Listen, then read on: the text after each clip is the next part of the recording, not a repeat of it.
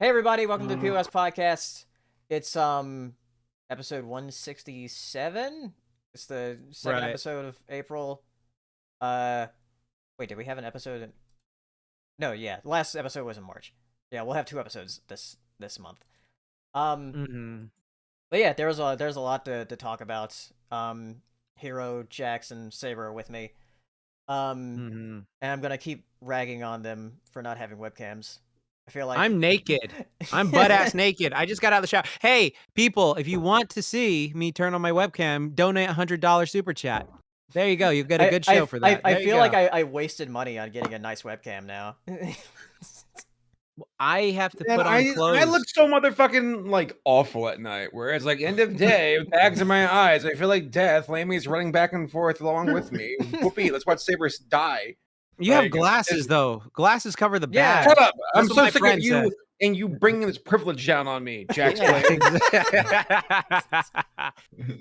Not my with all your you and your privilege. I hate it. Yeah, I ate my carrots.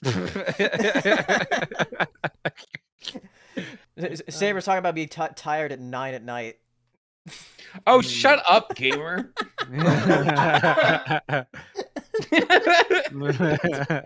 have to pay taxes in the fucking morning. I want to go back.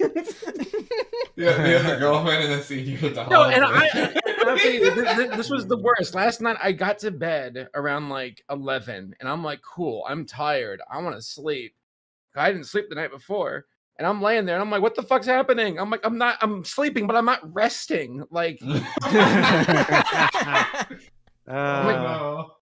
woke up. It was like 2 a.m. Woke up 4 a.m. I'm like, "What the fuck's happening?" I'm like, "I'm tired," but I'm like deactivating. What the fuck's happening? And I'm like, "Fuck this stupid flesh vessel and its fucking little lightning ghost. I hate it." This lightning ghost. Yeah. All you are is a nervous system. Bunch of fucking nerves and semen. That's all I am. Yeah. There's nothing else in that body of yours. So, other than that, how you been? Doing fine, Paley. How about yourself? Yeah, I know. I was visiting the other weekend, and now I'm about. Oh, I know. I saw you. Yeah. We're fucking boomerang. Yeah, I saw the place, the townhouse. It looks nice. The Tom home. The Tom home. Yeah. I still don't know what I'm going to call it. Home office or Tom home. Tom home seems too cringe. No, let's call it Tom home now because it's cringe. Tom home. It is, yeah. No, it's cool to see the project moving forward and for you to come by and check it out. And then of course you'll be seeing it some more when you come back into town.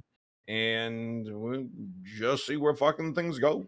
That's kind of our entire motif, I suppose. Yeah. Jax, what about you? Nothing, just working. Same old.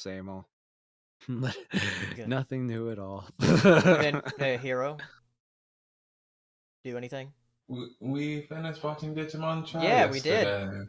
Yeah, that. So now we have to watch Final Evolution, and then Last I can Evolution. finally. Oh, it's not the final one. It's the last one. Yeah.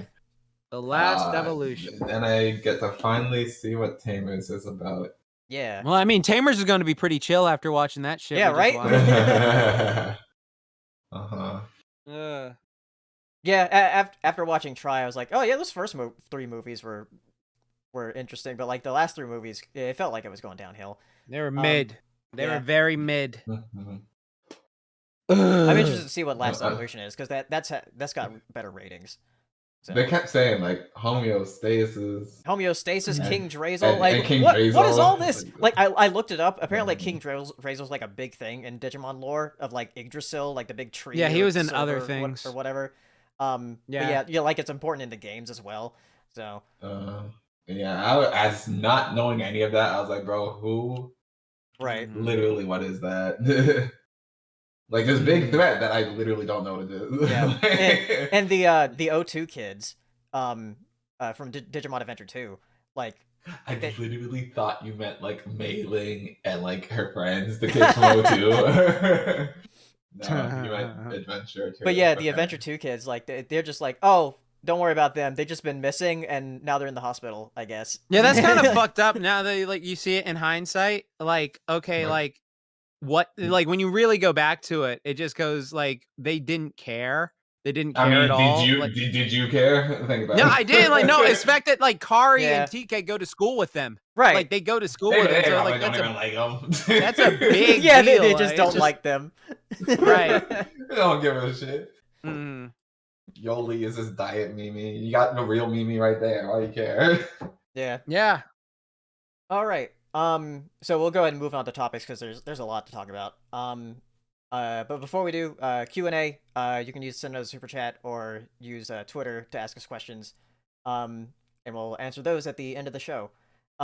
So first thing, I think me and Jackson talk about this. I was hoping Tom would talk about this. Yeah, as Tom well. would be great because he reads more Yeah. of the comics.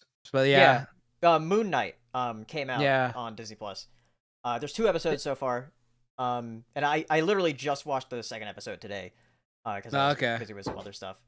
But yeah, they had Mr. Knight this time. I have no idea anything about like Moon Knight from the comics or okay. So okay. Well, the thing about Moon Knight is he has a multiple personality disorder thing. He has like so, a like, split he can, personality with he has a split personality. The British guy and the American guy.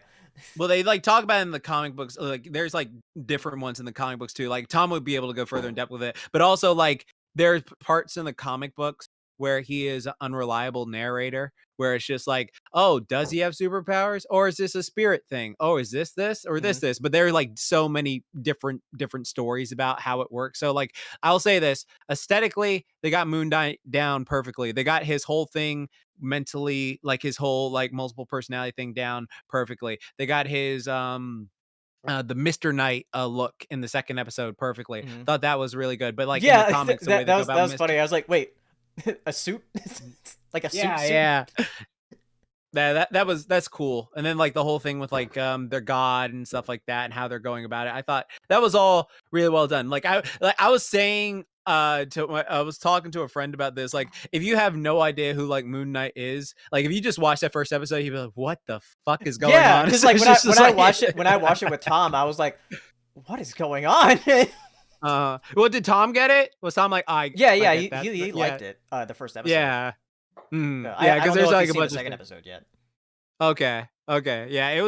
It's one of those situations where like the first episode, like I was just like, oh, this is interesting, but like I could see like, because I'm not the biggest Moon Knight fan. I have like a surface level understanding because I've seen him in like cartoons. He was in that Ultimate Drake Bell show, and he was also in like some of the other cartoons and stuff like that. And then like I've read some of the I've seen him in like comics and stuff like that, because like there's like this misconception of the memes, like, you know, random bullshit go and shit like that. That's not actually Moon Knight. It's just funny shit like that. But for the most part, what they were doing, like they got it well done, like with how they're doing it. The first episode, I can see how it would be very meh, because I know for me, the first episode and then the first half of the second episode, I was kind of like, this is good, this is interesting and stuff like that. I could see what they're doing, but it's like not as grabbing. I feel like you should have brought him in like a movie, then had this sort of thing. But then I was like, okay, this is good. And then once the second half of the second episode started, I was like, okay, now I'm fully invested and fully interested. So like, yeah, that was what I thought of it. And it definitely captured me like in the second half of that second episode, where I'm like, oh, some stuff's going on, like with the Egyptian gods and everything. So cards, and so like it was just so like it was I thought it was pretty damn good. I'm very interested. And like Oscar Isaac even said like, oh, I didn't sign on for like anything past like the 6 episodes. So like, he's like, he wanted the whole thing to be like, okay, these 6 episodes have to do well and take off, and people have to make it clear that they want more. I don't want to just sign on for something that's like this long and all this period. So I was like, okay, cool. So yeah, let's see how this goes. Yeah, and also in the second episode, where I was like, it was interesting where he was talking to like Ethan Hawke's character, about like, oh yeah, that guy that your other personality's working for, whether he's not good, is like he's just doing a temper tantrum or whatever. It's like, wait, so are you a bad guy or not? Like, Right. Yeah. Well, I won't say anything because it's like yeah. a thing from the comics with what they're doing. But I was Yeah. like, yeah, that is one of those. I loved how he was like, he's probably saying this about me, right? And he's probably saying do this and do that. And it's just like, yeah. But then then like Steven, the guy, not Saber, but like, it's strange how there are so many Steves in Marvel. Right. Right. But yeah, Stephen Grant, that personality, he starts asking questions like, "Oh, wait, so you're doing like a predestination kind of thing? So you're just gonna kill people because they might do something bad?"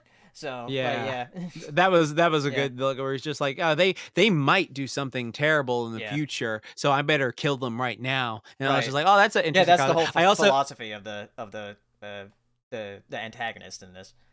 Yeah, and I did like how they made a joke about both avatars in this. It's just like, you're the avatar of this. Just like, oh no, I haven't seen that movie, mate. And it's just like, no, you're the avatar. Oh no, the anime, right? And it's just like, fuck you. It's just like, you called it an anime, you bitch. That was good. That was I'm glad they acknowledged that. That was fun. But yeah, I'm interested. It's only 6 episodes and they're like an hour each. So it's like, okay, yeah, I'm very curious if we'll see him like show up in something else. And it's just like, okay, this is going to be very, very interesting. But yeah, so far, like I'm hooked. I'm hooked with it. Yeah. Yeah, we'll talk about it again once the final episode comes out. Right. Yeah, exactly. So next thing, some Saber can talk about.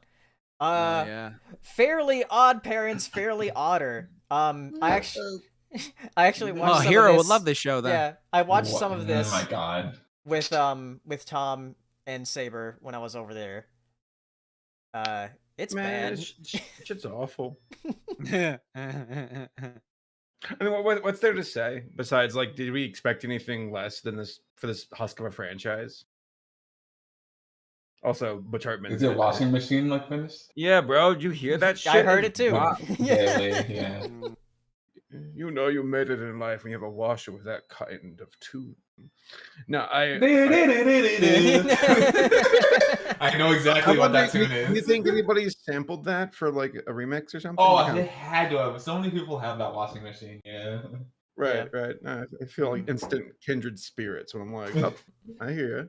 No, so yeah, I mean, like, it's just like, I don't know. So on brand for Butch, who had his Twitter hacked, quote unquote, yesterday by NFTs. And then I guess just seeing like, I guess to me the more like disgusting part of this is like, okay, there's the execution of it all, but the fact that you went to this very rich universe that, yes, albeit has its issues, you all did a live action adaptation and took so much away from the animated version and added nothing in return, all for the sake of fielding content. I imagine there was some deadline where they're like, this is when our launch is. We're going to do a big old advertising push. We need something. And this was the result. And it's awful. It sucks. It's like Paramount Plus, you fucking suck. First Halo, not this. I hate this. Don't like things, because then they'll be turned into things. Right. You have to like them just enough for them to die. And then you can... You'd rather let it die with a graceful end than let it, just live on and keep hemorrhaging all over the place. But I don't know. Like it more, but don't like it too much. It's like this balance is like, well, if you didn't like Infinity Train enough, that's never being finished. It's like, right. They're like, what a bad name for a show. You're canceled. But I mean, I have a video for this coming out tomorrow. Yeah. And I know that there's the entire like sentiment of it's not made for you, it's for kids. Oh my god, right. But like, I actually had a whole conversation with that. I don't believe you. I don't believe you had a whole conversation about that. Okay, well, I did. Liar. No, tell me, what'd you discuss? No, it was funny. Like, I was talking to someone because they were basically having like sort of they were playing devil's advocate in a way, but they were asking all these questions. So it's like, okay, so we talked about shows that were like we used to watch as kids. So it was like, oh, there's a show that you watched as a kid that was like, oh, I liked it as a kid, but if I watch it now, I can see it doesn't hold up because it was made for me as a kid. And then there's certain shows where it's like, oh, I can watch this, but if I put my nostalgia goggles on, then there are other shows where it's like, I enjoyed this as a kid equally as much as I enjoy it as an adult. And then there's there's shows that are just astronomically better as an adult, like Avatar: Last Airbender or Adventure Time, stuff like that. And so we were talking like, oh, what type of shows are that like that you can pull that thing of like, well, was it made specifically for kids at the time? Like, for instance, the SpongeBob 3 movie, like a lot of us did not like that movie, like it wasn't that good, but then like a lot of kids love that movie. So it's like, oh, did they change the demographic because of this sort of thing? And it's like, oh, well, of course they grew up, like you grew up, you have different tastes and you appreciate this type of writing, but this sort of writing is like being what was the word we used before with like how MLP is different from like pound puppies? You remember that? I do not. Okay, well, we had this talk a while ago where we were saying like, what makes MLP different from pound puppies? And it was like no, not pound puppies. A fucking no. What was that Paw show Patrol. with the cop? Paw Patrol. Paw Patrol. Yeah, Paw Patrol, Pound Puppies was on the same network. And not Pound Puppies. Paw Patrol. Like Paw Patrol is made for preschoolers. Preschoolers, MLP is made for every age. Every age. Yeah. And then prior to G4, it was made for specifically like preschoolers. Like it was made for like that sort of age. Really, it was mainly the thing is like MLP before was mainly made like, oh, this is just made to sell toys, pretty much. Okay, so it was made to sell toys, which and like for like little kids to watch. It kind of still is like it's a toy franchise. So it's a toy franchise, and it's like the way it's designed is like it's very much this is like it's nice when a parent the writers and stuff like that, they put work into it and it's like, oh, this is gonna be enjoyed by everyone. But then there's stuff where it's just like, okay, for example, my friend, his girlfriend really loved Danny Phantom, and they rewatched all of Danny Phantom like recently, and she said like, yeah, it just wasn't as good as I remember it to be. And then like he was like talking about like, oh, well, maybe there are certain shows that they're for a certain demographic at that age, but you just outgrow it. And then it's just like, oh, or like the way they write it. Yeah, the thing is like with Nickelodeon sitcoms, especially live action sitcoms, where not a lot of them hold up that well. Besides Kenan and Kel, like Kenan and Kel, I will say Kenan and Kel is just legitimately funny. Like, that's non-biased. Yeah, I think I guess the difference between like live action and animated, because like a lot of old Nicktoons hold up extremely well. Whereas like a lot of the live action stuff they did is like these jokes aren't really hitting. Whereas like some jokes in like Angry Beavers or whatever, I'm just using a random example. Were that's really great. Funny. So.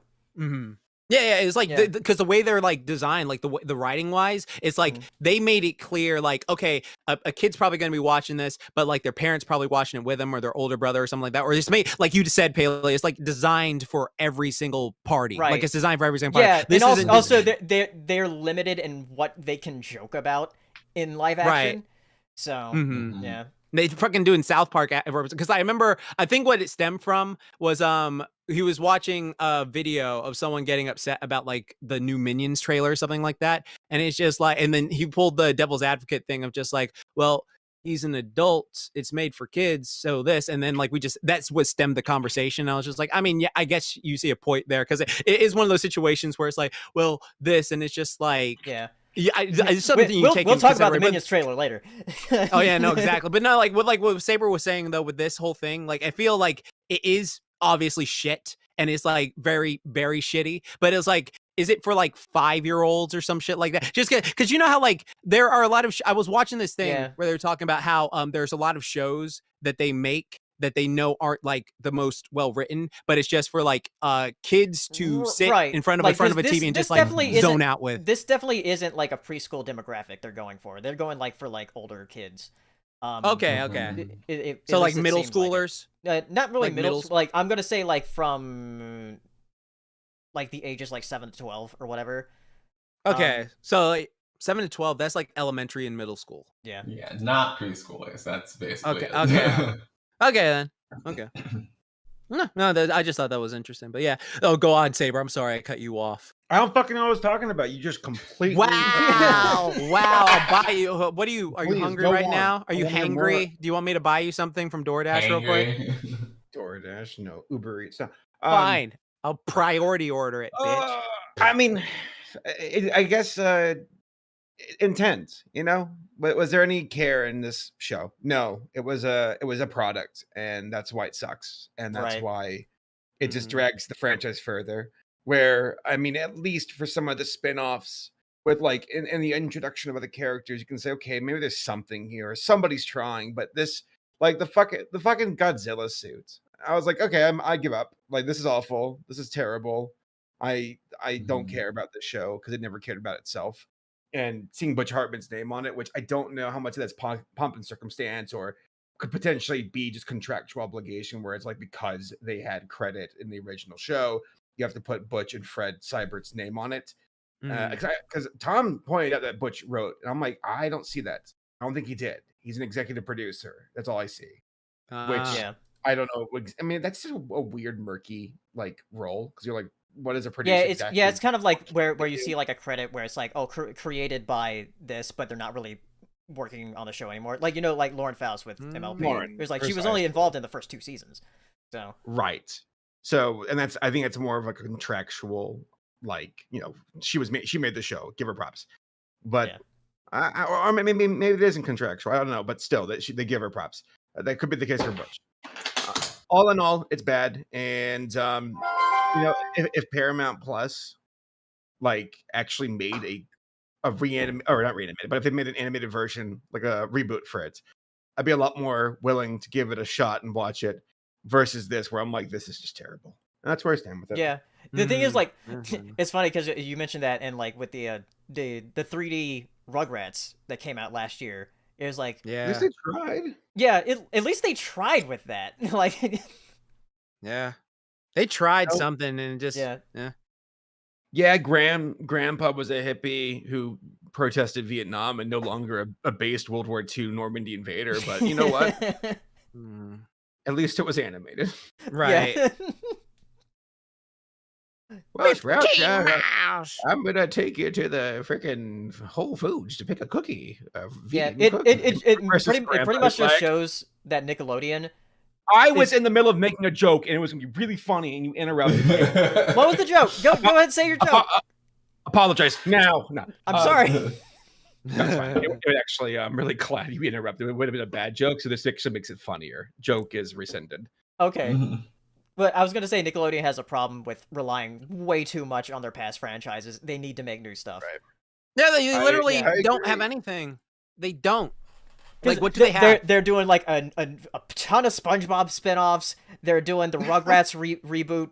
They're doing this Fairly Odd Parents live action thing. Like, they don't have like they have 2 things. They literally just have 2 fucking things. They had one hit from what I can understand, or maybe I'm incorrect with this, but like Loud House, that was it. Yeah. In the 20s. And now they're doing a live action version of that. Right, because they're creatively bankrupt. They never cultivated a good atmosphere or environment to bring in new ideas, and now they're paying the price because now they're panicking. Because like, okay, Cartoon Network, you set the pasture, Powerpuff Girls, and Gumball, Chowder, and whatnot. But then you have like Dexter's Lab. But then you have like Steven Universe, Adventure Time, Regular Show, Gumball. They take their places, and that's still the case at this moment, where you have like Craig of the Creek. Yeah. And I think it's a good machine. It keeps creating content. But for Paramount, Nickelodeon, Viacom, it's like you stopped. You dropped the ball and you waited for a decade because you got content, and now you are fucking creatively bankrupt. And you got Loud House live action Fairly Odd Parents, a terrible adaptation of the Rugrats in 3D. And it's like, there's nothing good here. Oh yeah, they do still have they do still have Ninja Turtles, but they still have Ninja Turtles, but they fucking canceled fucking Rise of TMNT. It's like that was one of their best fucks. Yeah, and then that's also like fucks. That's something they acquired. That's another. Yeah, thing. It is. Yeah. Yeah, because 2012 was the first time TMNT was ever a Nicktoon. And that show was fucking great. And it was just one of those situations where it's like, Nickelodeon, you had stuff. You had Korra. You had TMNT 2012 and Rise TMNT. You had there was like the early Loud House was so great. And it's just like, cannot keep anything. It's not that they can't make good things. Glitch Tex. Glitch Tex is great. For fuck's sake, we're looking at Nickelodeon, which is the network that launched kid cartoons, like the Renaissance in the 90s. Yeah. Where like, yes, there was like Dexter's Lab. Yeah, but that came like a few years after. That came afterwards. Yeah. Nickelodeon with Doug, Rugrats, and Ren and Stimpy. Those were game changers. And I don't deny that, like, I see in the chat mentioning like the Rocco and Invader Zim movies, which were great. Those are standalones though. It's not enough. Yeah, it's and also that's still relying on old properties, and also it's like, oh, these are like contracts they did with Netflix. And they're concluding. Yeah. Yeah, and they're concluding. And also it's just like you look at like other stuff too, because like not only does like Nickelodeon not have all those shows, like even on its network, it doesn't have stuff like freaking Cartoon Network. Even though it's different, they have Adult Swim still, and Adult Swim like still has like fucking Primal and great Rick and Morty, and then fucking Toonami too. So it's like, what, you're just getting dunked on so bad. It all goes to the streaming wars and how all these companies panicked because they're like, shoot, what do we have? Disney laughed, we're fine. Netflix was already this machine that had to buy and cultivate content continuously, still does. They run a high cost, but they have to in order to build IP. HBO Max teaming up with like Warner Media, that was brilliant. And then Paramount Plus is like, Halo 2. And it's like, oh wow, what's it about? It's not about Halo, really. And I'm like, okay, like, and I hate you. I hate this. Also, by the way, I watched. Have they shown The Ring yet? No, they haven't even fucking said why the Covenant's fighting the UNSC. They haven't even said what the UNSC stands for. Ah, oh god.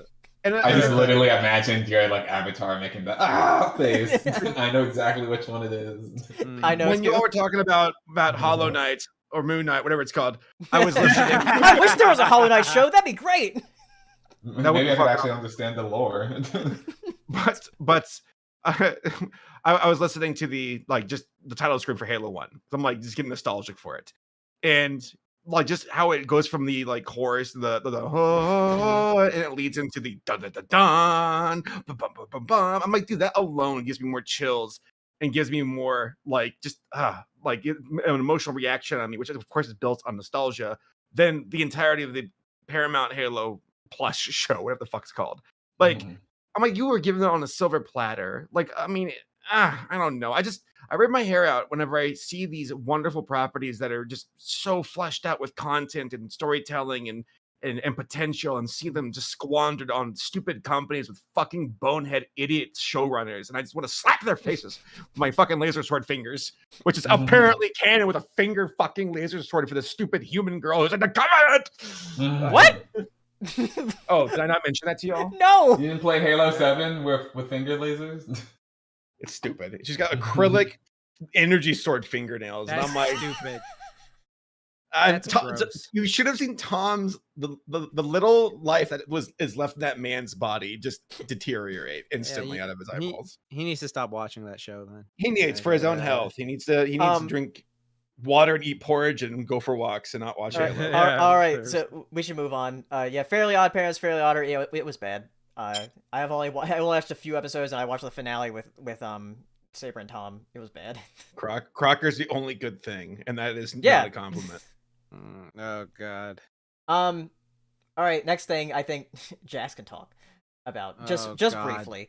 The first movie to sell 1 trillion tickets. Holy shit! They wish they. Are you all talking about the Morbius sweep? Whoa! Wow! Whoa! Golly gee! Yeah, this shit was okay. So here's the honest truth. Okay, this movie felt like a very early 2000s like movie. It felt very like Daredevil 2004. Like that's how it felt. Oh, yeah? It felt very much like one of those. Yeah, it really did. It felt like one of those movies where it was just like, I don't understand Sony's mindset, because it's like, okay, Sony has to share Spider-Man with all this other stuff, and then they're like doing these solo movies on his villains, when it's like, wait a fucking second.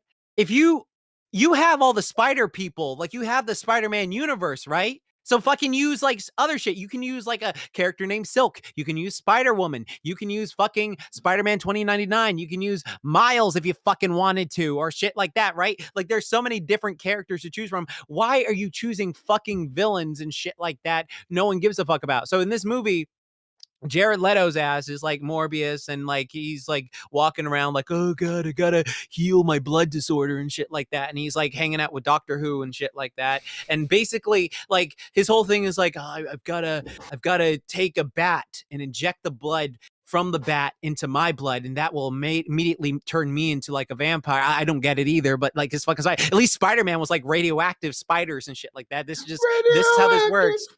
Yeah, radioactive. It was okay. So he turns into this vampire.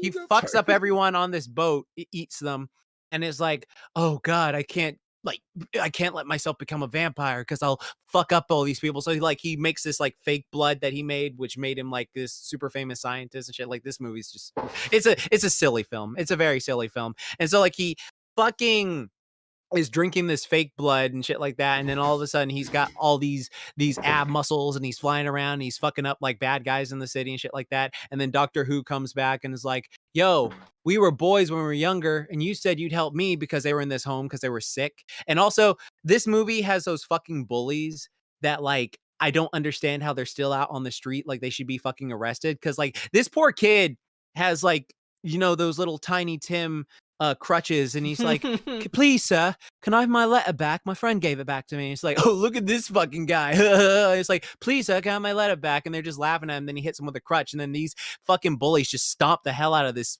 crippled kid. And it's just like, what the where are the adults? Why is this happening? Like this is just like, what the fuck is going on? And so that kid grows up to be Doctor Who, and Doctor Who is like, because like he gets vampire blood because he steals it, and he's like, oh, I'm evil now, and then they have a fight and bullshit. So I'm just gonna run past this movie. I really don't feel like talking about it. I did not care for this movie.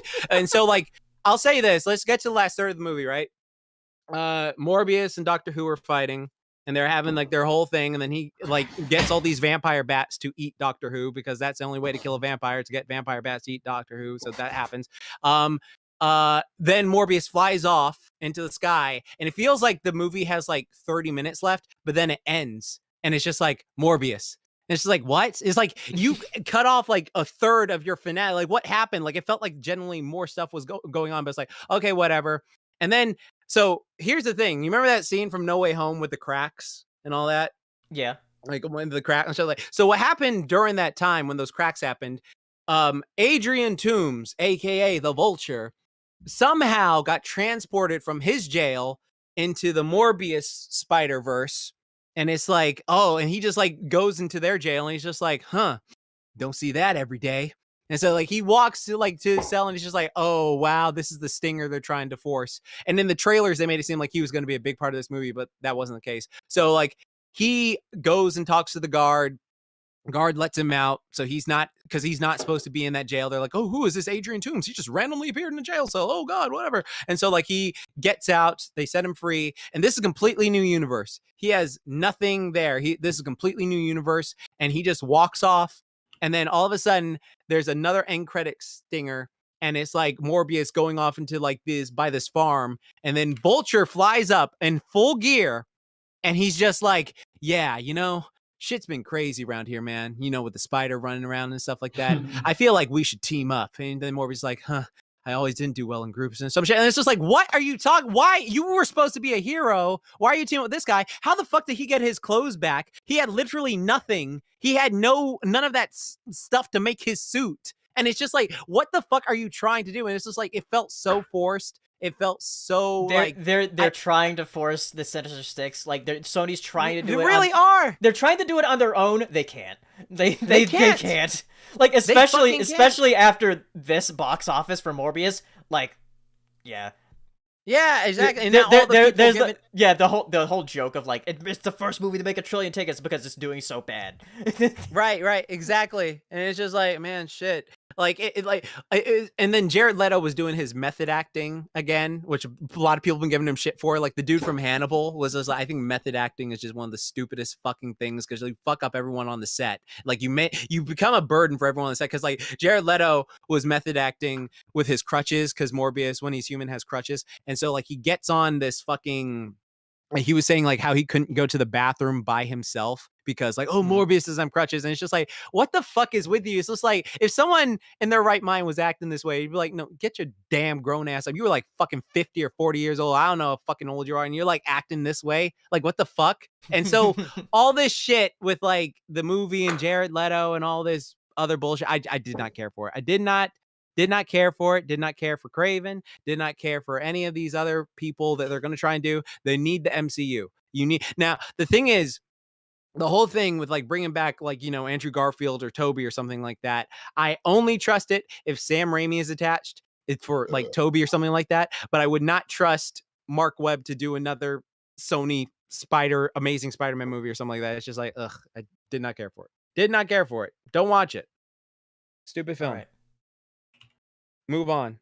Yeah. Next. Let's go to the next thing. fast. Let's talk about the big movie. The big movie. Yeah. Everybody's talking about. Speeds by. Yeah. Sonic the Hedgehog 2. And we will Sonic! we will do a spoiler talk for this one because there is a big Ben spoiler Schwartz thing for it.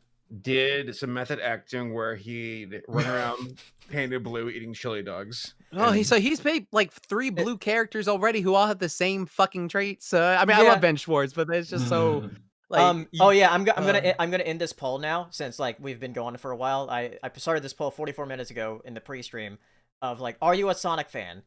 So I'm ending it now. Oh, you did put up the poll. Yeah.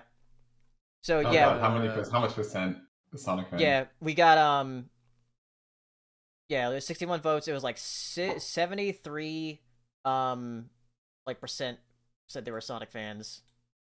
Tails. Oh, Tails. I can't talk about this movie then. Never mind. Tails. Tails.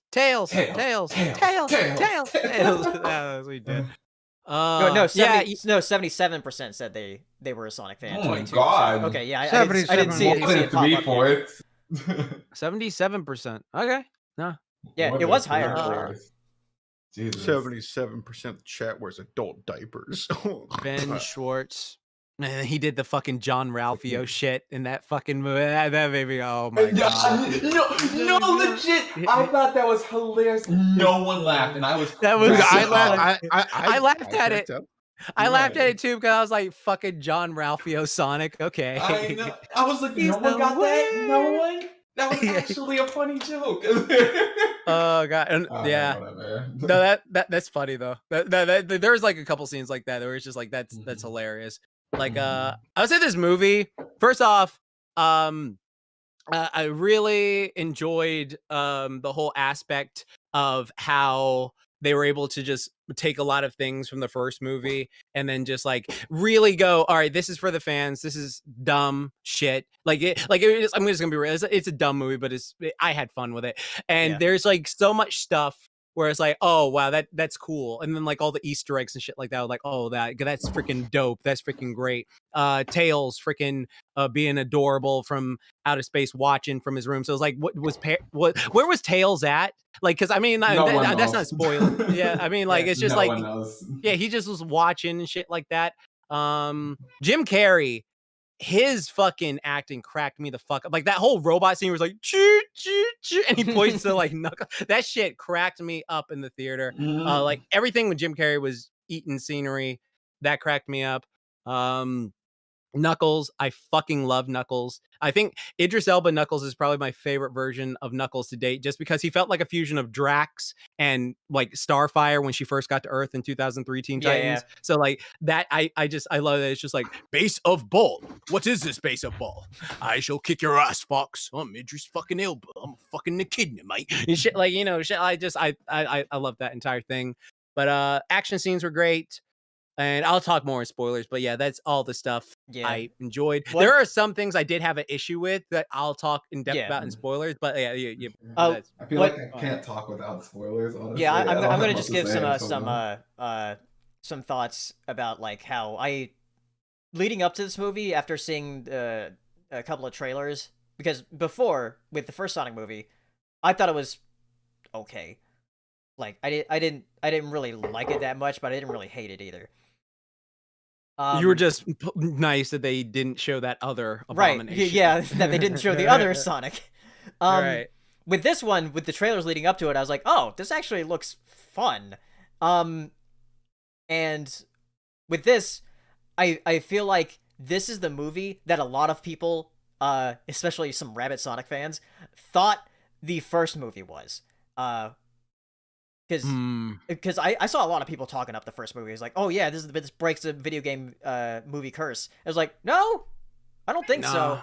Nothing beats Mortal Kombat. But with this one, I'm like, oh, this is actually really fun. I'm really liking this. There's still some issues I have with it, but overall, I know something that Saber said is that it feels like the most animated like live action movie he's ever seen. Right, and I stand by that. I realize that, and maybe this is a testament to how like fucked I know Hollywood can be, where we actually see something that could have been worse actually improve, and that makes us feel good and maybe a bit more forgiving of it. Especially, and Sonic fans in particular, let's be real here, you know, are subhuman. No,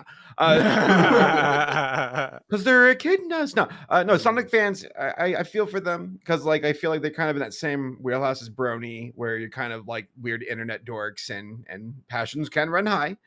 But for them to see not Sonic 06, I'm told that's the one meme's on.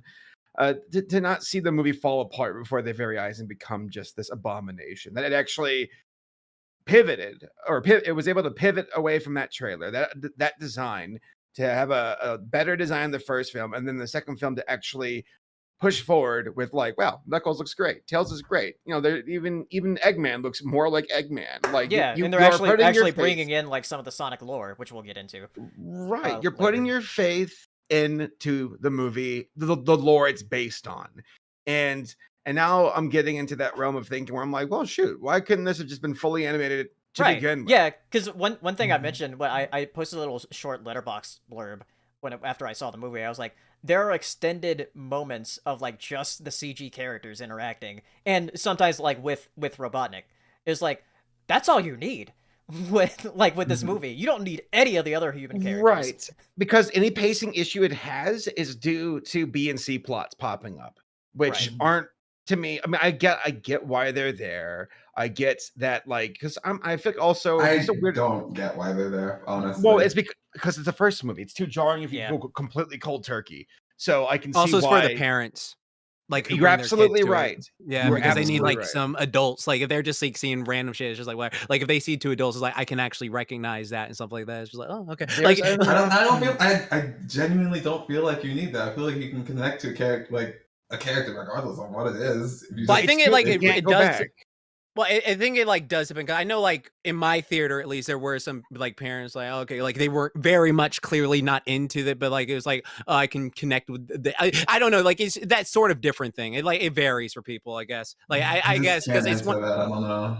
Yeah, because it's one of those situations where, because like we love this anthro shit. We love all this type of thing, right? You know, that sort of thing. Speak for yourself. Yes, yeah, furry fish, yeah, shit like that. Be wild for Nick. So, anyways, it's just like one of those situations where I know some normies, mainstream conventional people, as Hero calls them, gravitate more to like certain things like that. And there was like I did hear like the boomer dads like, that's funny. I remember why he's working force and shit like that, you know, like something like that. So it definitely depends. There's don't forget that Sonic, most likely the first film, is the result of that entire like live action reboot trend.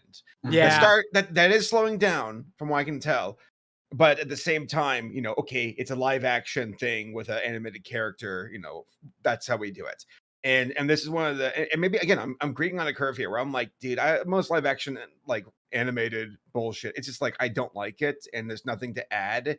Like, why do we need a fucking like Lion King, quote unquote, live action? Right. Like, yeah, because it's more adult, they want to say. Why did we need one for Beauty and the Beast? Like, one of the hardest things to explain, except for telling the actual truth, is, you know, because it's like, why was this needed? And they'll be like, oh, well, it's like that fucking shitpost with the guy with the whiteboard where he's like, it's fast forward, he's like trying to explain why, you know, something's being made.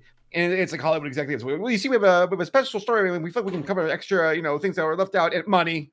Yeah. I genuinely don't see how that's much different than it's like we have to make it live action because that's what the adults would want to watch it can feel like they can connect with more because it's not, like pure cartoon or whatever. I don't really see that much of a difference, honestly. You know who why the live action parts were there? Cheaper. It's it's cheaper. It's much cheaper.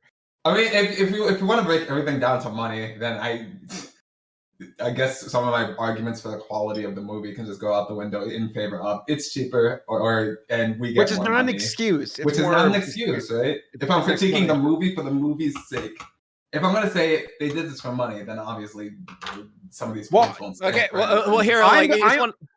Go ahead. I have a follow up. Let me say this real fast. I'm so curious to see what criticism you all have. So I know Arlo had a video. I haven't watched it yet. Because I'm surprised he had a lot of stuff. It was 52 minutes. I was like, boy, I ain't watching that. Right, shut your ass up. Say it 2 minutes now. But like shut up, Cookie Monster. Now, okay,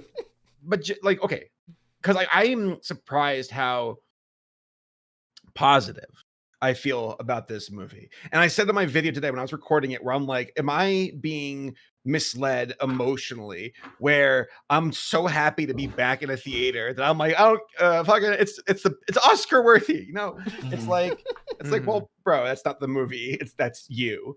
But like still watching it, I was like, I'm smiling, I'm laughing. Like, yeah, there's a part where we're in the boat, or there's parts where the dance off, and I'm like, okay, yeah, there are Hollywood shenanigans. Yeah, there are some like criticisms that I heard in Arlo's thing, because I listened to it last night.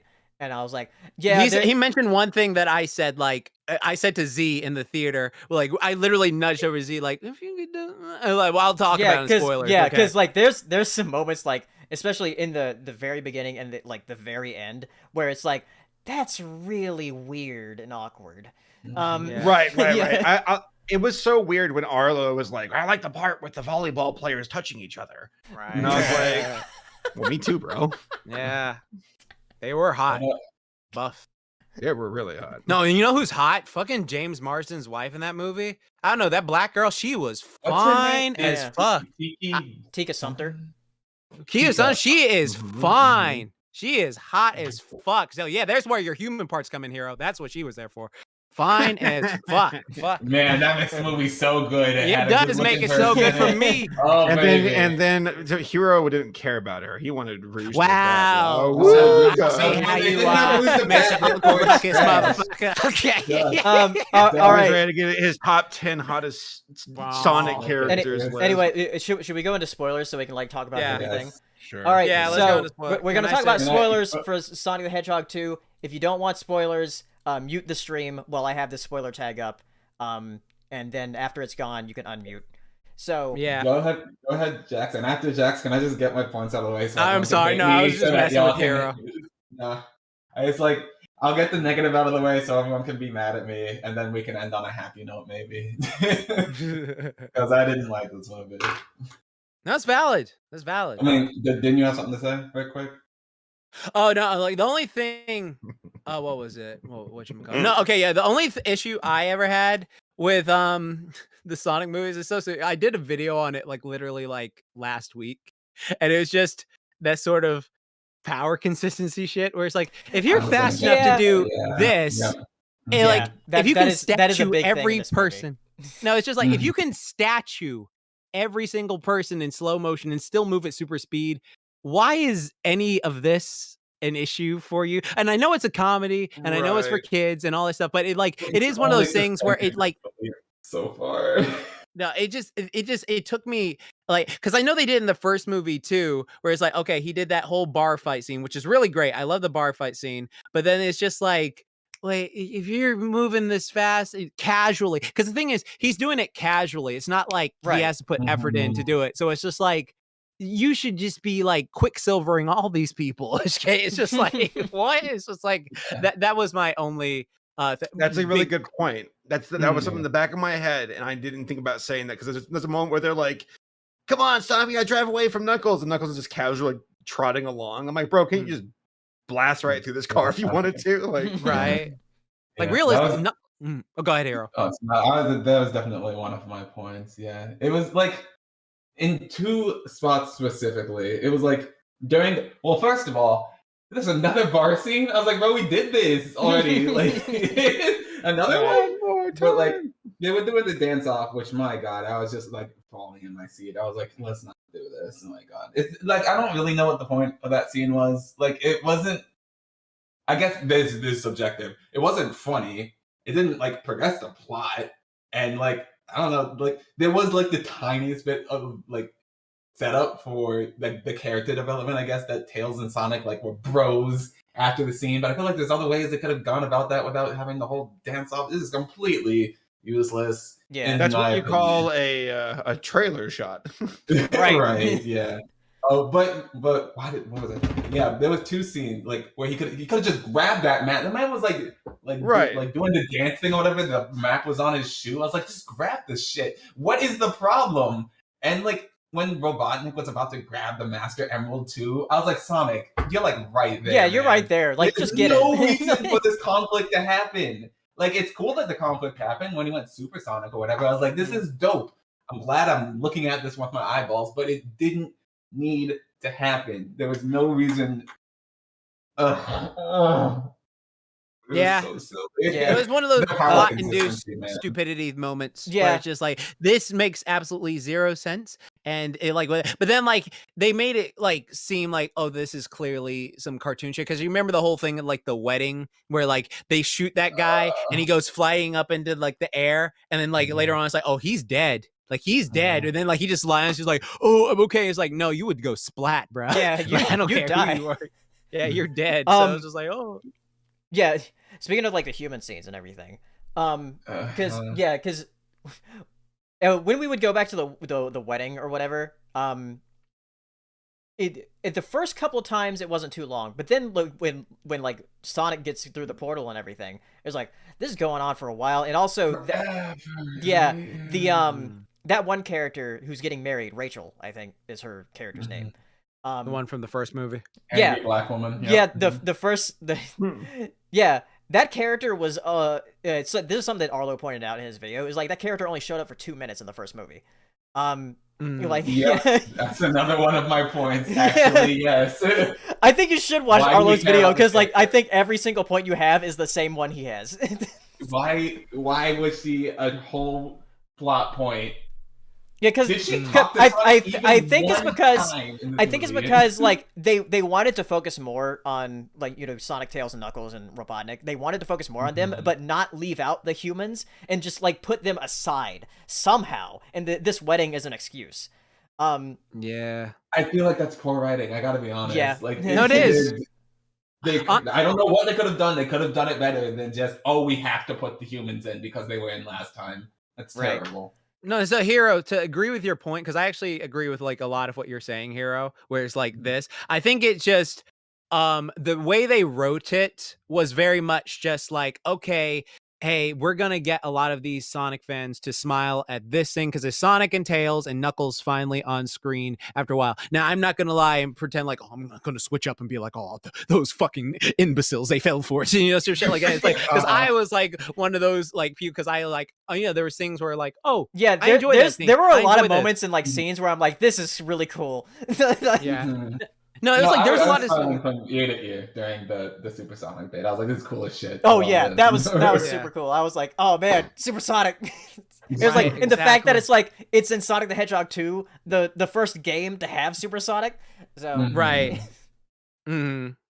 That shit was fire. That shit was like, yeah, that shit was awesome. But there's a lot of things where it's like, writing wise, if I break it down, it just makes me go, yeah, that shit makes zero sense. So it's just like, Yeah. okay, so Oh. Robotnik can do this and this, but why doesn't he just Why do didn't he this with just his do new that? power? Yeah, Okay. yeah. So- or like the whole Chaos Emerald thing. It's just like, okay, Sonic, you really, like we said earlier, could just like blitz it and then run it across half the planet. It's just like, why is him running across the ocean making him like almost drown and stuff like that? I understand. There's like certain points where it's just like, yeah, it's just it makes yeah, the Elsa shit, but it's just like, you're so fast, this should not be a thing. So it's just it's weird because like that whole wedding scene, I was just like, okay, when she's like hooking up with Shamar Moore, who has a very painted on goatee, but it's just like, okay, Yeah. that's just it's very clearly painted on, and so it's just I like, actually didn't notice.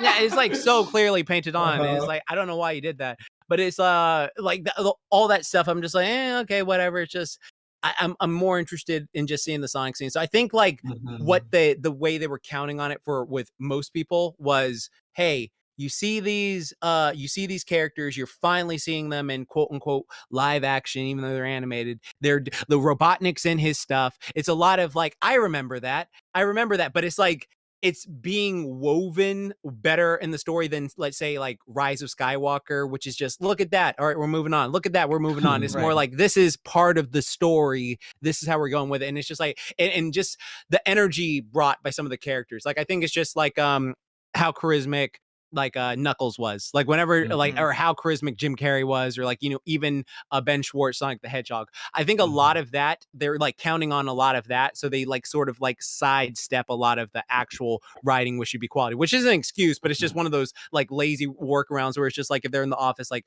look, they just want to see these three, let's just put our main focus on these ones right here. Okay, like to do that. So it's crazy though, like I mentioned, the bar scene I didn't care for, but at least it had that like character development with Sonic and Knuckles. Oh, Sonic and not them too. Sonic and Tails, you know, the being cold and putting his tails over him, like, oh, that's cute, sure. And now we're bros. But the wedding scene, did that advance the plot at all in any way? Yeah, well, it's why weird. Did it happen? Yeah, it's very strange because like anytime we would go back to that, this is another thing that Arlo mentioned was like James Marsden is like being painted as being like the weird, dorky adult, and like with like when he's going against the guys in volleyball. Oh, doing the volleyball match? Yeah. And then the motherfucker flexes. I'm like, bro, you are just like, yeah, it was like, it's James Marsden. What the fuck? He flexed, and I was like, what was he supposed to be like? It was like why don't you have your shirt off? Like, right? I thought that was really funny. I can't even like I should knock that honestly, but I thought that was hilarious. I was just like, what? He's strong as shit. Like, I don't think that was intended to be a joke, but I took it that way. Yeah, that was very weird. Yeah, a lot of the. Sorry, go ahead. No, go ahead. No. That's a lot of the humor. I can't even recall all the jokes, but there were jokes left and right, and a lot of them just did not hit for me like at all. Like this one off the top of my head is what's the name of that band?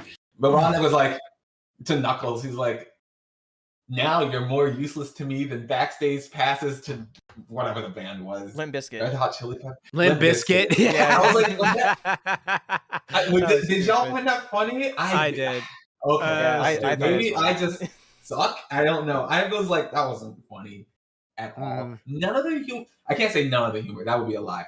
Most of the humor did not hit for me. There were like 2 jokes that made me crack up. Like the Wade dude. I already told Haley about this, but the Wade dude, when he was like, "This is the Wade cave," which I hope one day to say to a woman. That shit destroyed me. I thought that was hilarious. But Ryan in the chat says, I assume when you hear James Marsden, now you hear him as that pony. Yeah, I just heard Hitch when I was. I did not. I'm lucky. That would have taken me even more out of it, probably. I just say Cyclops every time I see him. It's just Cyclops. That's literally it every time.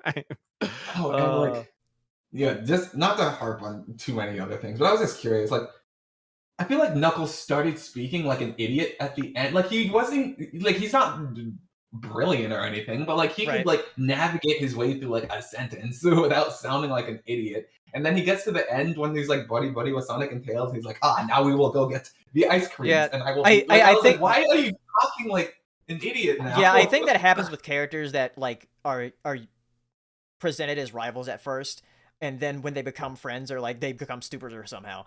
Well, the way I saw it was like, okay, so the way Knuckles was raised was very much like, I am a warrior. This is my planet. I can talk very clearly about like certain goals. Like, so you, Hedgehog, you will do this. But like the fact that he was just so literal, like through the entire movie, he is like so literal with like everything. It's just like, what do you mean to do this sort of thing? And so like the fact that he doesn't understand what like base of ball is, I think that's fucking hilarious, because it's just like he wouldn't know what baseball is. He didn't grow up playing baseball. He was just training his entire life. Or like when he's talking about like, I will get you, Fox, you stupid one, I won base of ball. It's just like the way I saw it wasn't like him becoming stupid. It was just more of him like, oh, I've been trained like a warrior this entire fucking time, and then this is my like mental talent. Because even fucking like if you go to like fucking DBZ, Vegeta was like this when he got to Earth. He's like, "What are these garments you're making me wear? What man wears pink? What is this?" You know, shit like that. So it's just like like he didn't sound. I was talking about like why is he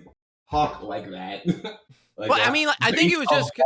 Why? Well, I mean, like, it makes so the way I saw that, it wasn't like, oh, base of ball, because it was just like, oh, baseball, because he doesn't know what baseball is. So it's like this base of ball. Like, it was just like, I've seen that happen in, like, I guess so many other medias where it's like, the character is either so literal with the thing they don't understand, like, oh, it's one word. It's one word. You don't understand that it's like two different words. So like that's why it didn't bother, because I've seen Vegeta do that. I've seen like a freaking God, like there's so many characters and other stuff where it's just they start off so stoic, so serious, and then I was raised like a warrior. This is my lifestyle. This is all this stuff. So like him like talking, like just breaking this stuff up. I never considered it like stupid, just more naive. Like for instance, like even God, yeah, because I know they make Drax seem that way too, where he's like he's stoic and stupid, but he's very literal with his things. See, I feel like the better example is Thor.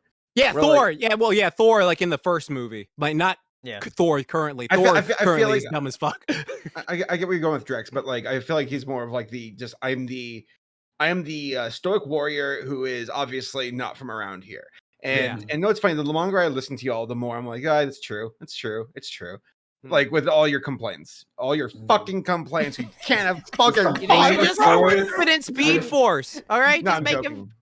But the movie, there's some holes in the movie, absolutely, and nothing more than just the bizarre human. Like they're pointless. Well, I say not pointless, but they don't really have much agency compared to like Sonic, obviously, and the only agency that they do have with with Tom, is that his name, the main character, James right? Weston, yep.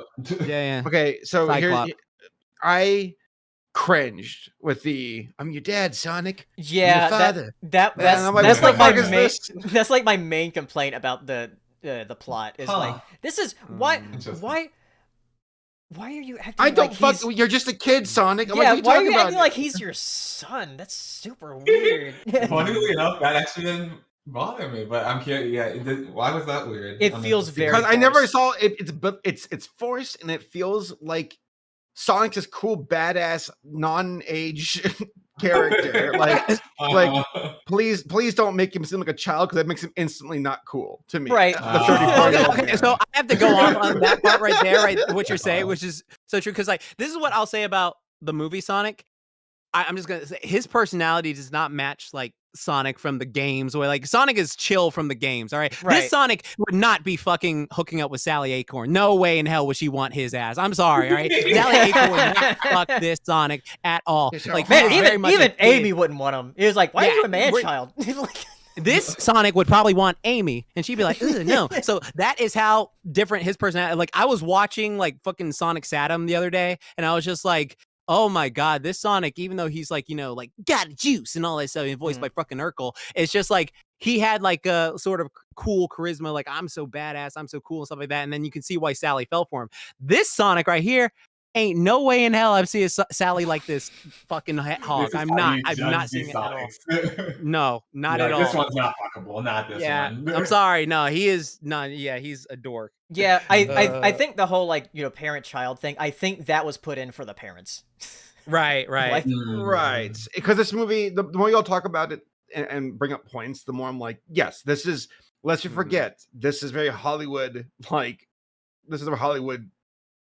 What's what I'm looking for?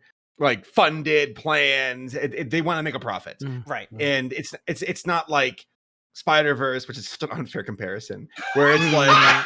I'm sorry. It's not like the fucking Mona Lisa, But like I know, honestly though, compared to a movie or a show where it's like someone went in there with a clear vision, and money's always a factor in these equations, but like Sonic initially, in my opinion, I could be very wrong here, the first one was just let's cash in on this, and then it started to ease towards no, we can actually have faith in this content and do more. Yeah, and it shows. I guess It does, and Yeah. I guess that does still not make up for the flaws it has. Right. Where it's like you're still sniffing, like, oh, it's like it's got these other pitfalls of like the human characters being pointless and kind of aimlessly, like during the battle scene where it's like Sonic and Knuckles and Tails fighting Eggman, the humans are like, we'll stand here and watch for a few Right? minutes. And I'm like, wow, how cool! You're useless. Shit. Well, I mean, Robotnik did like take all their weapons. Like, Well, I guess, but they're still Yeah, standing yeah. there just looking. I mean, I guess they get a truck and then he's like, I'm your daddy, Sonic. Yeah, And I'm like, but- who wrote this? Chris Chan? Like, so I was gonna bring up, it was like you can tell that like they're trying to put a little more heart in it than they did with the first one, especially like Right. lifting stuff with the Sonic lore, like the whole thing with like the echidnas being the protectors of the Master Emerald and like gun forming, which is from Sonic Adventure 2, which is actually being set up thanks to the post-credits scene, where they mention Project Shadow. Like from like 50 years ago, and like we see Shadow in this little tube, and I'm wondering, like, because Jim Carrey said he's retiring from acting or whatever. I don't know if he'll be back for the third movie, but the thing is, I like, think the idea was that they killed him, right? yeah, I and think they that you was- see Quote unquote. yeah, quote unquote, and you see Agent Stone in a disguise as like one of the gun agents, but the whole thing with Sonic Adventure 2 is that like, oh yeah, Robotnik's like father or whatever was trying to create the ultimate life form, and like Shadow was that, so so maybe he knew about the Hedgehog planet or whatever. Yeah, space colony arc, like Santos Saline said. it's gonna keep getting sillier. And I'm here for that. Oh yeah, like if they go like all in with like the Sonic Adventure 2 stuff, I'm like, oh yeah, bring it. So Amy's gonna show up in the next one. Possibly Rouge the Bat if they're doing Sonic Adventure 2 stuff. What if they said, damn the torpedoes, and it's not like some like, okay, it's like Rouge the Bat comes out and she's got D cups, cleavage, and she's like head spinning, and folks are like, holy shit, we expected her to be, numbed down a bit and to be like wearing a business suit or something, and it's like, no, we're going full fucking femme fatale. So What she the have- fuck is up? And Five Nights at Freddy's just explodes out of just embarrassment, where they're like, we can't compare to this fur bait, it's too powerful. And Oh yeah, and $1 grandfather, trillion, grandfather. Morbius blown the fuck out. Yeah. So would like Rouge have like furry titties then? Yeah. Or is it actually, yeah, I guess like would they just be covered in hair and shit like that? Like, okay. No, latex. Okay. Yeah. Oh, so yeah, Kevin just said in the chat. I didn't know if like they confirmed in the movie universe or not, if it was Mobius or not, because I know Mobius is the name of the planet that Sonic, Tails, and Knuckles are from. Did they say that in the movie? I don't know if they that said entirely? that in that movie or if they confirmed it like behind the scenes or whatever. But yeah, for like Shadow and Rouge, like I saw Tarby on Twitter saying like, let's get Robert Pattinson and Zoe Kravitz for Shadow and Oh Rouge. god, that'd be hilarious. That'd be hilarious. Batman and Catwoman. You think you're better than me, Sonic? This thing needs another time criminal. Chaos control. To put positive thoughts out there, I did like Knuckles in this movie. Most of his performance, I was all like, yeah, this character's sick. I like him. Yeah. He looked pretty badass, actually. Yeah. It's pretty awesome. The first half of the movie is just Knuckles beating the shit out of Sonic. It was awesome. Can I ask you all a quick question? And please don't judge me. So I actually got to the movie late, and I got there right when like it was halfway through the chase scene at the start with like Sonic and like the I guess Oh, you the got there that bank, late? whatever. You got that late, bro. I'm not judging you, but I'm just wondering. No, I ran over a child, so I had to take care of that. Of But course, yeah, true. I was like, the fuck out of my way! I'm going to Sonic 2, you idiot. And and there was a blue streak chasing me down the street. It was the police. No, but was Knuckles before that like lurking around? Yeah, he did show up like because like in the beginning of the movie it shows the mushroom planet that Oh man, I missed it. Then I hate that. Yeah, to me, it was all Robotnik being like Olay, and then Knuckles comes out of nowhere, and I'm like, what the fuck? I'm like, whoa, that's so avant-garde. Oh, it was my fault. Yeah, The so movie ending, because in the beginning of the movie they show the mushroom planet that Robotnik was on, and then like he's trying to find get a portal to go somewhere else. And like Knuckles comes out, and like he sees the Sonic quill that Robotnik has, and Knuckles says, "Where'd you get that?" And then it goes to like Sonic. That's so lame. Yeah. I thought there was like 20 minutes of like trailer, and well, I'll have to watch it again. Yeah, go enjoy it again, second time. Go get your chili dogs. It'll be on Paramount Plus in a couple of months. True. Dude, give me a reason to watch Paramount Plus. All right, is that all the spoiler stuff we're gonna talk about? I think so. I mean, like, was there anything else? Supersonic. I Was wrote cool. down all my points. I think we talked about all of them. Yeah. That was I mean, I thought it was a fun movie, and yeah, I'm curious what they're gonna do with the third one. Still not better than Mortal Kombat, but okay, let's just move on. Next topic. Okay. All right, that was a movie. All right, yep. Spoilers are done. Sonic 2. I liked it more than the first one. I enjoyed myself, so I'm looking forward to the third one. Yeah. Next thing, let's talk about Close Enough season 3. I just finished that. Like, I rewatched it again. No, I finished it yesterday. I was watching through it like stuff. I fucking love Close Enough. I love that show so much. It's so valid. There's so many shows. It's like, fuck. Man, there's the one Saber, have you seen all of it? I have. Yeah, so there's that one episode with like the TikTokers or whatever, but it's called like Click Clock or whatever. Clip Clop. Click Clock. Wasn't it like Blip Blap or something? I don't know. Blim Blam. Blim Blam came at the end where it's like... We don't even know. Like, they move on so fast. Right. Because they were talking about, like, Grapevine and, like, how long ago that was. It's like, oh, yeah, they're talking about, like, Vine, which was, like, 7 or 8 years ago or something. Which is wonderful that this show is being told by folks who are exactly, like, where we are in life, for the most part. I mean, I know there's different characters and perspectives, and I think this show does a good job with the cross section of like, okay, you know, the single bachelor, the single bachelorette, the parents, the kid, parent life. Like I'm alien to that. I have no idea what it's like to raise a kid, but like I can only imagine Quintel speaking on very good experience with just the chaos that ensues from like children's parties, for example, or Chuck E. Cheese. And yeah, there's a great episode where it has like Alex and Bridget who are like, I hate hanging around children, and Laura, my girlfriend, was like, hey, that's you and me. Like, we hate being around children.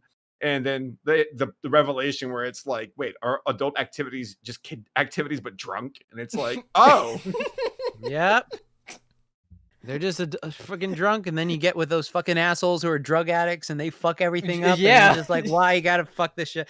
Man, but it was hilarious with the other couple, with Josh and Emily. Yeah.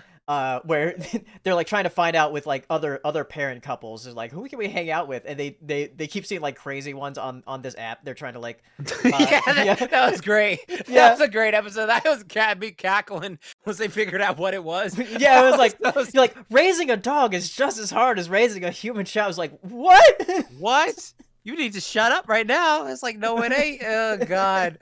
That was hilarious. Oh God, that entire episode. I love the cycling episode too, because those fucking Peloton bikes are just everywhere now. So like, I was just like, oh God, that was great.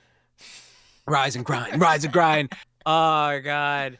That was this whole season, like every season, it always hits that like connective tissue of just like, oh wow, this is hitting close to home. Yeah, now I'm in my 30s. Now I do understand completely that whole thing going on, and like the whole thing with Bridget trying to be like, I need this validation from this. Like, why? Why do you want this validation? It's just like, who fucking cares? They're fucking kids. They move on like this fast. Like, don't waste your life over it. And it was just that's a good storytelling point. It's beautiful. Yeah, the show does a good job of being episodic, but also like having some continuity go along with it. Where yes, it you know, in season 1, like, oh LOL, Bridget's addicted to her phone, and in season 2, it's addressing that, trying to live more in the moment. In season 3, it's like she still uses her phone, But now it's about her becoming obscure, where it's like, yeah, they called her like, oh, you're 26, you're practically dead. You're ancient. Dead to these fucking newbies. Which is great, because I'm like, that's so true, because it's the entire generational, like, it moves in, moves out. Once you're on your way out, like, for some folks, they can't accept that. They try to cling on to glory days. Look at me, I'm in yeah. Well, and at the very end, they have like the blam blam kids who are like, "What's Vip Vap? We use blam blam lol," and it's like that's the thing. It's a cycle. Like you can't beat it. You can only can't accept beat it. They're So fucking always. you got good character growth for like discovering Randy's. He was either gay or bisexual. He's gay. Yeah, Just straight up gay. Yeah, Okay. I was surprised by it because I was like, I literally paused it and I was like, was he gay? Didn't he like flirt with someone? And I was like, no, he didn't. No, he was just straight up gay. That was shit. That was one of that was so nice. I was like, it's just told from a good storytelling point of view. No soapbox. Not to say they couldn't have one, but like in the regard of just saying Randy likes a guy, and that's that. And I'm like, yeah, I like that. Like that was well told. That was a fun episode. No, exactly. Like yeah, that is. I think it helped that it was a story Casual. that like could be like with any relationship, of like just lying to someone about like who you are, right. And That's he relatable. Yeah, he fucking ditched her or ditched him, and that was funny. I thought that was like really well done. Also, I love when the freaking Halloween episode. Yeah, I was gonna like, bring up the Halloween Chucky. episode. Yeah, she's dressed as your favorite X-Men. Don't you love? Yeah, shut up. Don't you love Juniper? Juniper Lee, yeah, not the X-Men. That was a great episode. Yeah, I was like, I love when they get meta like that. That was the highlight for the entire season. Yeah, that was very fun at the end there. Some good old regular show Easter eggs. I saw the excellent hat in Josh's closet. I saw that too. I liked that season 2 was a bit more heavy with Pearl, and we only had one Pearl episode really this season, which is nice. They shared a bit more with Randy, with Emily and Candace having some, I guess, growing as far as like their relationship goes. Yeah. More focus on Josh at his work, the entire like robot who's like, I want to die. That poor robot. That was sad. That was great. I thought it was hilarious. And all in all, what this show does so well is that it's relatable. Where and there are some folks who are like because Tom was talking about this, where regular show is about the 20s, as we've established before, and because like I can't relate to the parenthood stuff, like because I don't have kids and I never will, but I can still appreciate it. But like I guess the 20s in the regular show era is a bit more universal because like most of us go through that era of our lives of like post college, what do you do? Working the hourly job that can be a bit thankless and still like in that weird transition of being like a kid to an adult. Well, this one, it's like now you're an adult and it's not as sexy and you're starting to get older and there's more responsibility, but you're not completely void of being like you as a person and possible childlike wonder that you still carry.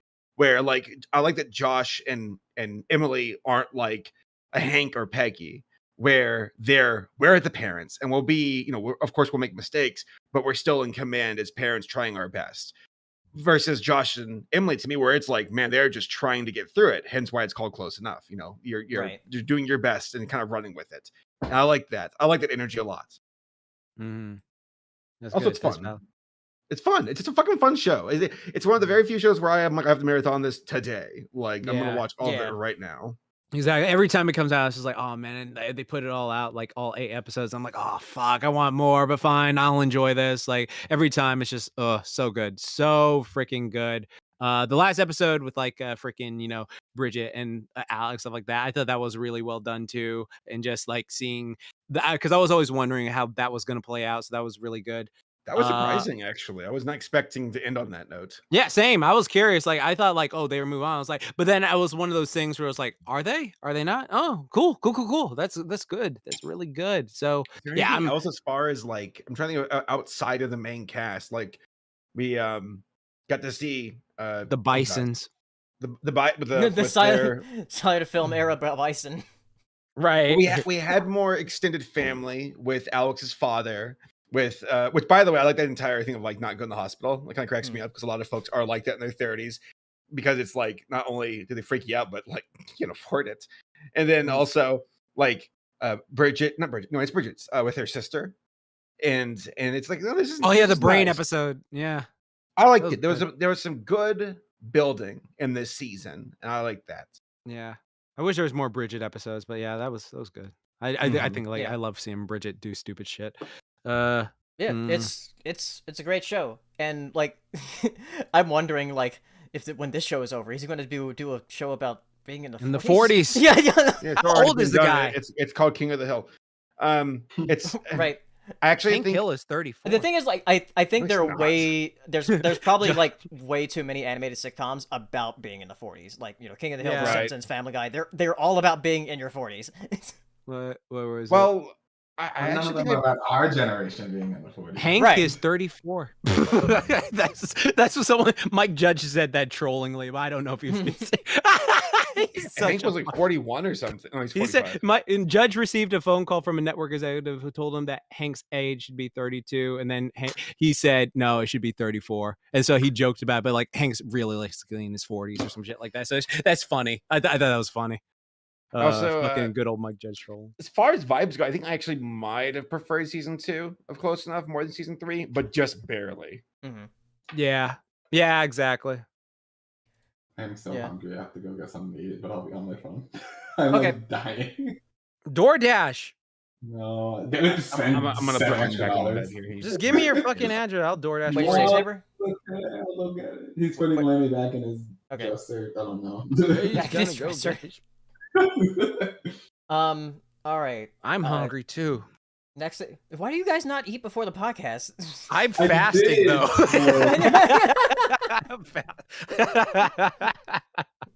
I'm all right. Next thing. Green Eggs and Ham, the second season. I know that completely took me off guard. I only got to see the first half of Ep 1 because I had to go get some work done. But like I was shocked because I did not see any trailers. None of cartoon Twitter like were posting about it from what I saw. Nobody's really talking about it much. So I was like, what the fuck? Yeah. I think it's because like so much stuff came out last week. I guess. And Green Eggs and Ham came out like the day after like a bunch of like Close Enough season 3 also came out, and last week Sonic 2 came out last week. My Little Pony Tail came out last week. So yeah. So there's just so much that came out.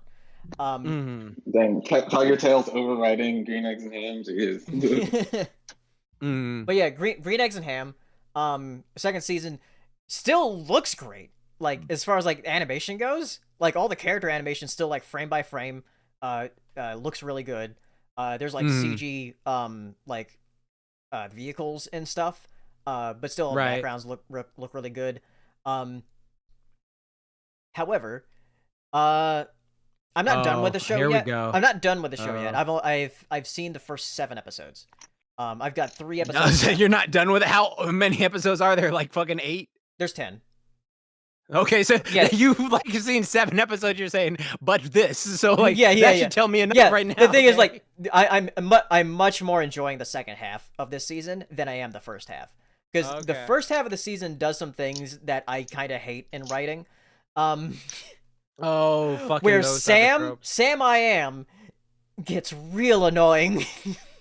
Well, he was annoying in season 1. Yeah, but that's how he was in the fucking was manga. So yeah, so. Stop the manga. The manga. It's black and white, and it's a book. It's a manga.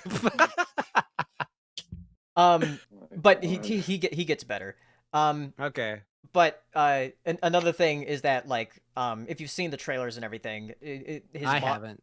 Okay, well, his mom, you know how his mom was like a big thing in the first. There was that random scene that makes you cry. That's what this whole season's about. Okay. Yeah. Where she's like a spy. And the thing is, this is just a me thing. I hate spies cliches that's like my least favorite thing in cartoons. Like, Oh, you don't love that scene in the Lorax when they're freaking going from dun dun dun dun dun. dun. Okay. You did not want to watch Spy Family then. Dang, man. That animated season. But yeah, I don't know what it is about it. I'm just like every time I see it, I'm like my eyes roll over. It's something about spy cliches I just don't like. I should have talked about it during our Sonic segment. It's all right. I'm done. We're done. Yeah. We're done. You're done. We're done there. But yeah, it's about like the new relationship with like Guy MI and his new family. Guy MI. Yeah, his new family with the EB and Michelle or whatever. And yeah, it's still good. Like I'm not denying that at all. But I'm much more enjoying the second half of the season than I am the first half. Okay. And also, can I say this? Yeah, go ahead. Man, I do not like Keegan-Michael Key as a narrator in this. Keegan-Michael Key is good in doses. He's good in doses. That's the thing. Yeah. He's good in doses. Yeah. Not as a narrator for a whole series. Thankfully, thankfully he doesn't narrate like the whole thing. But like, yeah. No, I'll say like in the first, he did make me laugh sometimes in the first season. Like when he was like, he started speaking in rhyme, then all of a sudden he stopped the rhyme. Was like, no, wait, what is going on here? What is this whole thing? That made me laugh because I wasn't expecting that. There is a joke about this where it's pretty funny where they're like making fun of like rhymes, and he's like, wait a minute, I don't do that. Like, right? Okay. That's good. But yeah, I still have 3 episodes left. I'm sure they're gonna be green great. eggs and spam. Yeah, green eggs and Saber, have you seen any of it? No. If y'all can keep talking about it, I want to step away for a bit longer. But well, we're about to talk talk about My Little Pony next. I used to wonder what friendship could be, son. All right. Well, I haven't seen Great Eggs, so yeah. Well, I mean, I pretty much just finished. Oh, wow. All right, we're on the ponies. All right. Well, I do not like them, Sam. I do not like. My Little Pony, Tell Your Tale. 4 episodes premiered. It was ass. It was fine. Horrible. It was fucking bullshit, and I can't believe it's ruining the fucking fandom. This fucking shit. Why do they invite you to fucking convention? You guys are disgusting. Why are we? I'll tell you right now, if you ain't a 2012 brony, you ain't black. No, I honestly thought that the entire like little shorts were fine. They were fine. Yeah, they were okay. They're a bit stiff. And if that was the final product, I'd be like, oh. But like honestly, I'm like, if it's little innocuous little shorts on YouTube, then who gives a shit? They're fine. Yeah, they're like they're just like little short things we're gonna get every week. They're like the little cold pig in a blankets on the table. They're right. like, you know what? I'm hungry. I said in my review, I was like, it's just like bread you get at a restaurant. Like it's free. Yeah. But they don't give you butter. Yeah, it's like you put it in your purse, and then like they like stop you at the door, and you're like, oh, why are you doing this? Then you have to like make up a lie, and then you. I will say though, like the new VAs, I love the new VAs. Like they're great. I think they fit into the characters very well. The Virgin Rainbow Dash, the Chad Zip, yeah, the Chad Zip. Zip was the best. I'm like, I love her. She's like everything Rainbow Dash should be. I know they're like little YouTube series or whatever, but like I thought they were fine. I thought the first episode was the worst of the 4. Oh yeah, I think the first episode was also the worst one. Can I be? I don't remember what it was. It was the one where they're like they're just cleaning up the lighthouse. Okay, you know what? I'm not. The more I think about it, I don't think I remember. Wow, my brain just completely did an old person thing because I can't remember. I know I watched them. Yeah, they cleaned up the White House. The White House. No, the lighthouse. That's what Twilight calls it. I got in your head. That's funny. They cleaned up the lighthouse. They sung a song which like I forgot instantly after they sung it. I completely forgot. Yeah. Yeah. That rubbed me a little bit of the wrong way. It's their little shorts, so like, whatever. But Hitch kind of fell into the thing that I was scared he was going to be in the movie, where he's just kind of like always the butt of the joke. I was like, is this, God, don't do this, please. Don't make him this kind of character. We'll have to see once the 3D series comes out. Yes.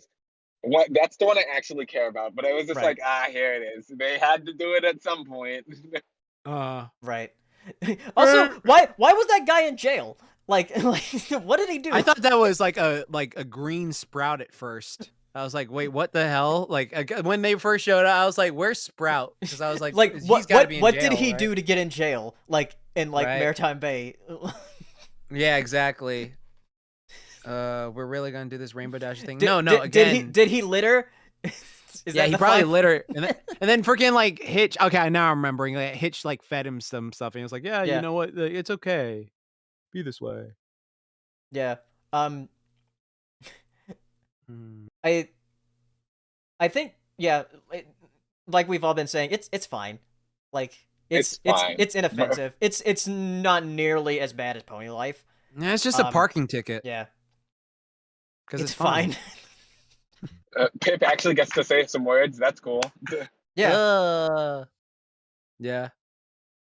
And they're gonna Flanderize Izzy. Oh, I feel like I feel like she was just a little bit already. I feel like they're just like on it. I was like, for this series, they are going to be a bit exaggerated from what they were in the movie. Okay. Most definitely. I don't know if that's going to be the same for the 3D series. I don't think it will. Well, it's just I think it's just a situation where you'll see like a character that is very eccentric, and then they grow more and more eccentric. So again, like I am pretty I would say 98% sure that like Izzy, even though the series she may start off as she was in the movie, I feel like they're gonna gradually just Flanderize her more and more to be that goofy character. I have that feeling, dude. I completely agree. I was watching with Laura, and I'm like, this. Where Izzy felt like a unique, like maybe inspired character as far as Pinkie Pie goes, but still felt unique enough to who she is. This was like, okay, this is Pinkie. Like, come on. It's Pinkie, yep. Just Pinkie. I did enjoy the expressions though, as far as like the animation and stuff goes, but the expressions from the characters, because like there's the episode that was focused on Izzy, where you have like Pip, Zip, and Sunny just like tired. I thought that was hilarious. That was pretty good. Pip and Zip are the best. I like them the most. Yes, they are. Pip is becoming my favorite character very rapidly. She's like a Zoomer rarity. Yeah, Zoomer pretty much. Yeah. That's Zoomer rarity. There's no redneck pony this time around. Thank God. They can definitely Flanderize Pip into a character that I immediately dislike, though. So it's a slippery slope on that one. But as of right now, she's great. Yeah. So yeah, we'll just have to wait and see what they have with the special for the 3D series next month. I'm very excited for that, and we'll all be at MomoCon when that comes out. Oh really? Yeah. Oh nice. So we'll have to watch it at the hotel room. He's gonna do a Brony's react, isn't he? Oh, Race is definitely gonna do a Brony's react. Oh, God. Yeah. Brony's react to me jumping off a building. Maybe we'll be in that hotel again. Good riddance. Oh no! Yeah. Oh God, that hotel! I hate hotels that are designed like that. The big ass window and the drop down below. Yeah, it's crazy. I hate it so much because it's just temptation. Like the temptation is so strong. Like obviously, I don't want to kill myself, but it's like I just could though. The intrusive thoughts they take over. It's like jump. You know you want to. You're really bumping me out, kids. You're really gonna do taxes next year? Just jump. You really want to do taxes next year? What does Marge say to Martin Lee? So he's like, "Can you all lighten up some? Can you kids lighten it up a little? You kids lighten up. You're bumming me out." Something like that. Fuck. All right. Let's move on to trailers and junk. There's a lot of trailers. Here, I'm gonna run Lamia real fast. All right, because it's getting a bit later in my. Let's burn through these trailers. Yeah, go ahead. Okay. Let's burn through the trailers. All right, first one, Scrat Tails. Scrat's back. Yeah, Scrat's back. So he wasn't like that whole thing about like, oh, this person won a lawsuit against Disney or whatever to keep Scrat. It's like, no, that was never a thing. They just lied about it. Yeah. He's the flagship character of Ice Age. You can't get rid of him. Right. The thing is with Scrat Tails, they this was the last thing that Blue Sky worked on. And that's why the animation in this looks much better than that Ice Age movie that they did that released in January. Oh, oofta. Yeah, because that Ice Age movie that was released in January was from the same animation studio that did the Diary of a Wimpy Kid like animated movie that came out in December. Oh yeah. So that's why it didn't look quite as good as like the Blue Sky Ice Age movies. So this like, oh yeah, these are like these 6 different shorts that they're gonna have focus on Scrat and Scrat's son, I guess. Oh, Scrat got laid. Yeah, because there was that one character in the one movie. Oh yeah, the girl. That's right. Yes.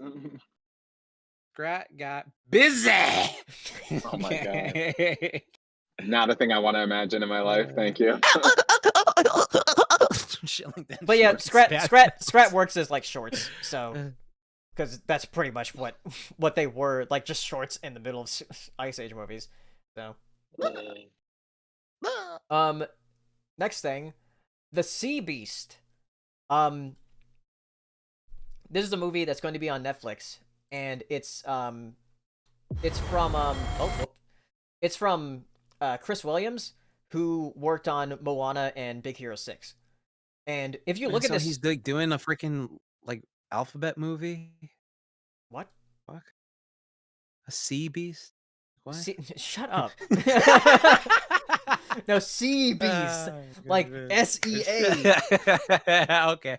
Yeah, but looking at this trailer, this actually looks really good as far as like visually. Okay.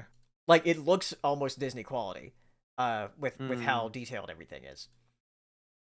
Mm-hmm. And that's probably why they put like, oh yeah, it's from the minds of like Moana and Big Hero 6, because the water does look very, very good. It's like about these like sea beasts in the ocean and everything.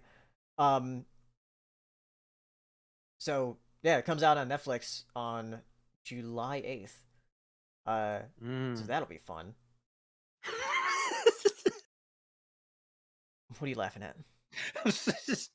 just imagine Scrat like losing his virginity and his eyes bugging out like he fucking.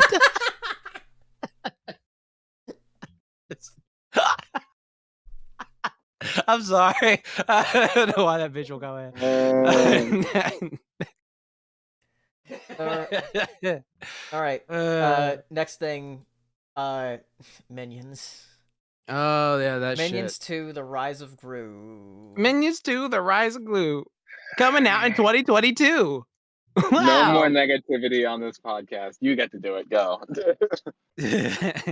Man, I am so tired. Of fucking Minions. Because anytime I go see the like Illumination movie, there's always those fucking Minions at the beginning. And now there's another whole movie about them. And the thing is, like, I don't dislike Despicable Me. I think the first movie is actually really good. It's quite good. Great. Yeah, genuinely like it. It's quite good. Yeah. Second movie, it's not as good. The The third movie, Despicable Me 3, I fucking hate that movie. Oh yeah, never seen that one either. So okay. In Minions, I was like, man, there's these things are only good these things are only good in these small abominations. Are only good in small doses. And man, Damn. I know I'm going to see this, but like, oh man, it just feels like jingling keys. That's what it feels like with Minions. Right. It's like that fucking scene in a Goofy movie where like fucking Max is dragged into that place and that fucking girl with the buck teeth and big glasses is just staring at you while you're watching Minions. It's just fucking staring at. Oh yeah, I will say in the chat, It said that it's kind of funny that the Minions Twitter made fun of NFTs on April Fool's Day, which I will commend them for that. That was funny. Right. That was actually genuinely funny. But man, I'm not excited to see this movie though. And you just gotta be in the fucking theater, and this fucking kid's just gonna be staring. Oh, they're just gonna stare at me. It just makes me so worried for the Mario movie.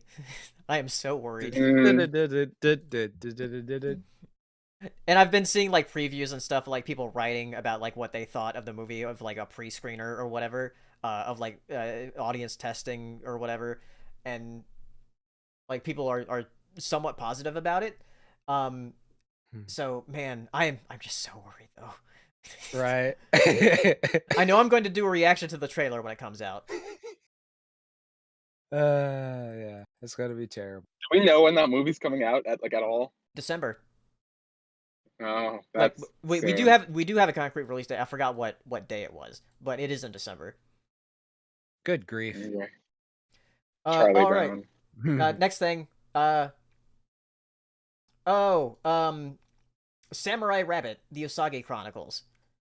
Yeah, that was one of those series that initially I was very hyped for, and like I'll watch it still just because I'm a Ninja Turtle fan, stuff like that. And Usagi's just like a part of it, and he's in the same universe. But it was one of those things where I wanted like the actual Usagi, not his descendant. And this is like very clearly like descendant and stuff like that. So I was just like, I was more interested in it. Like it was like, oh shit, Usagi got his own thing, but it's a descendant of his and all this stuff. So like we may see characters that were in that verse and then like or their descendants too, but like I would say like that did knock off a big chunk of my excitement for it. I'll still watch it, but it did knock off a good chunk of my excitement because I was like, oh shit, I've seen him hang out with the turtles so many times, but now it's just well. It looks interesting. Looks interesting. I'll see that. Yeah, I don't know anything about Usagi, so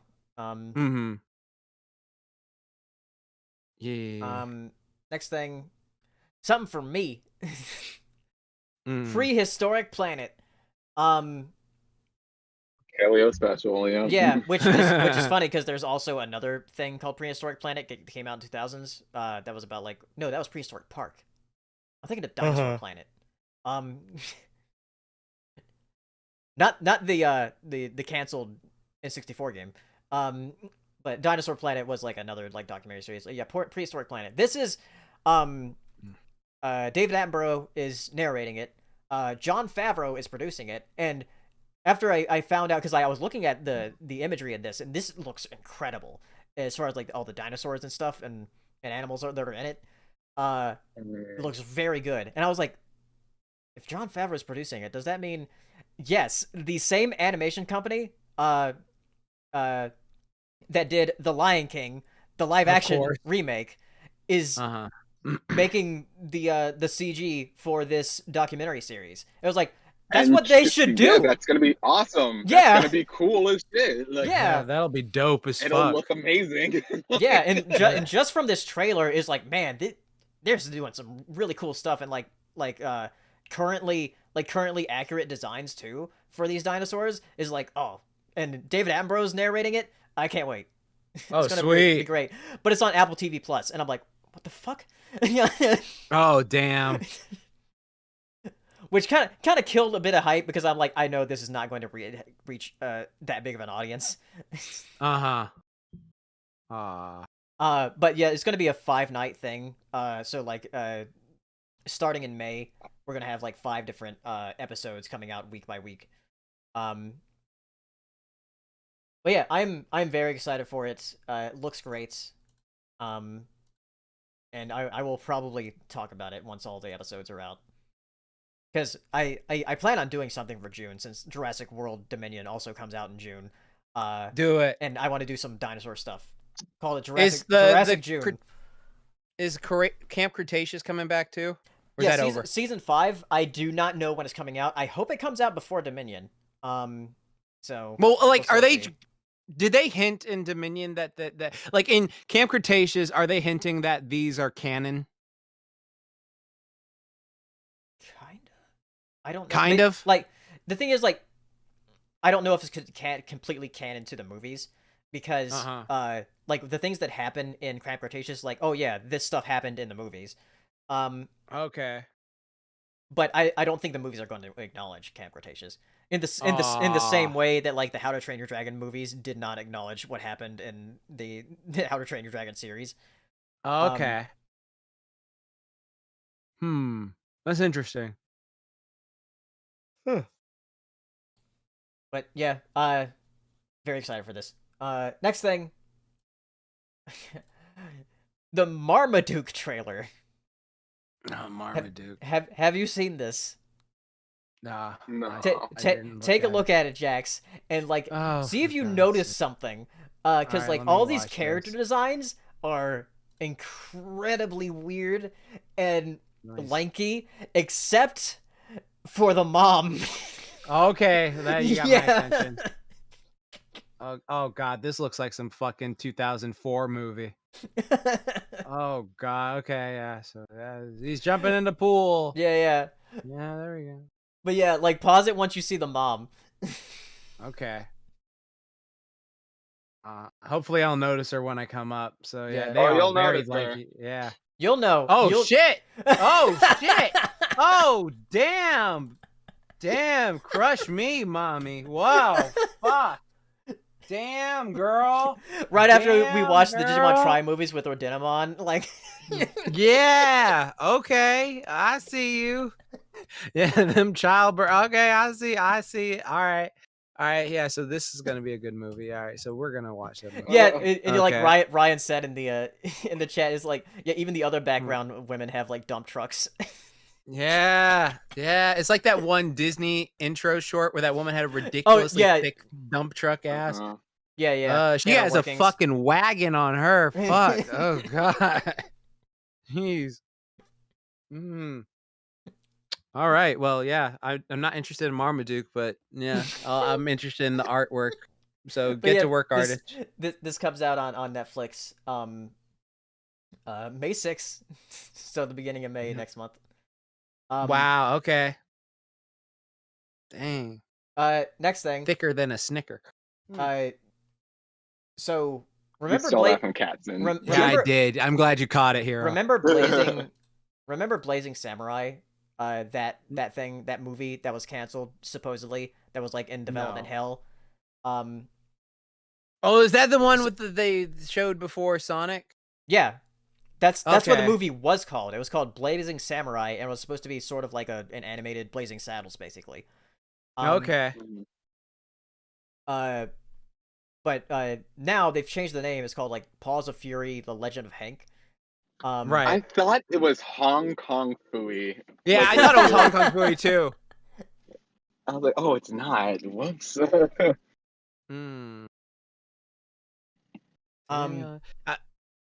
Oh yeah, it has The Rock and also Kevin Hart in it, doesn't it? I was like, stop.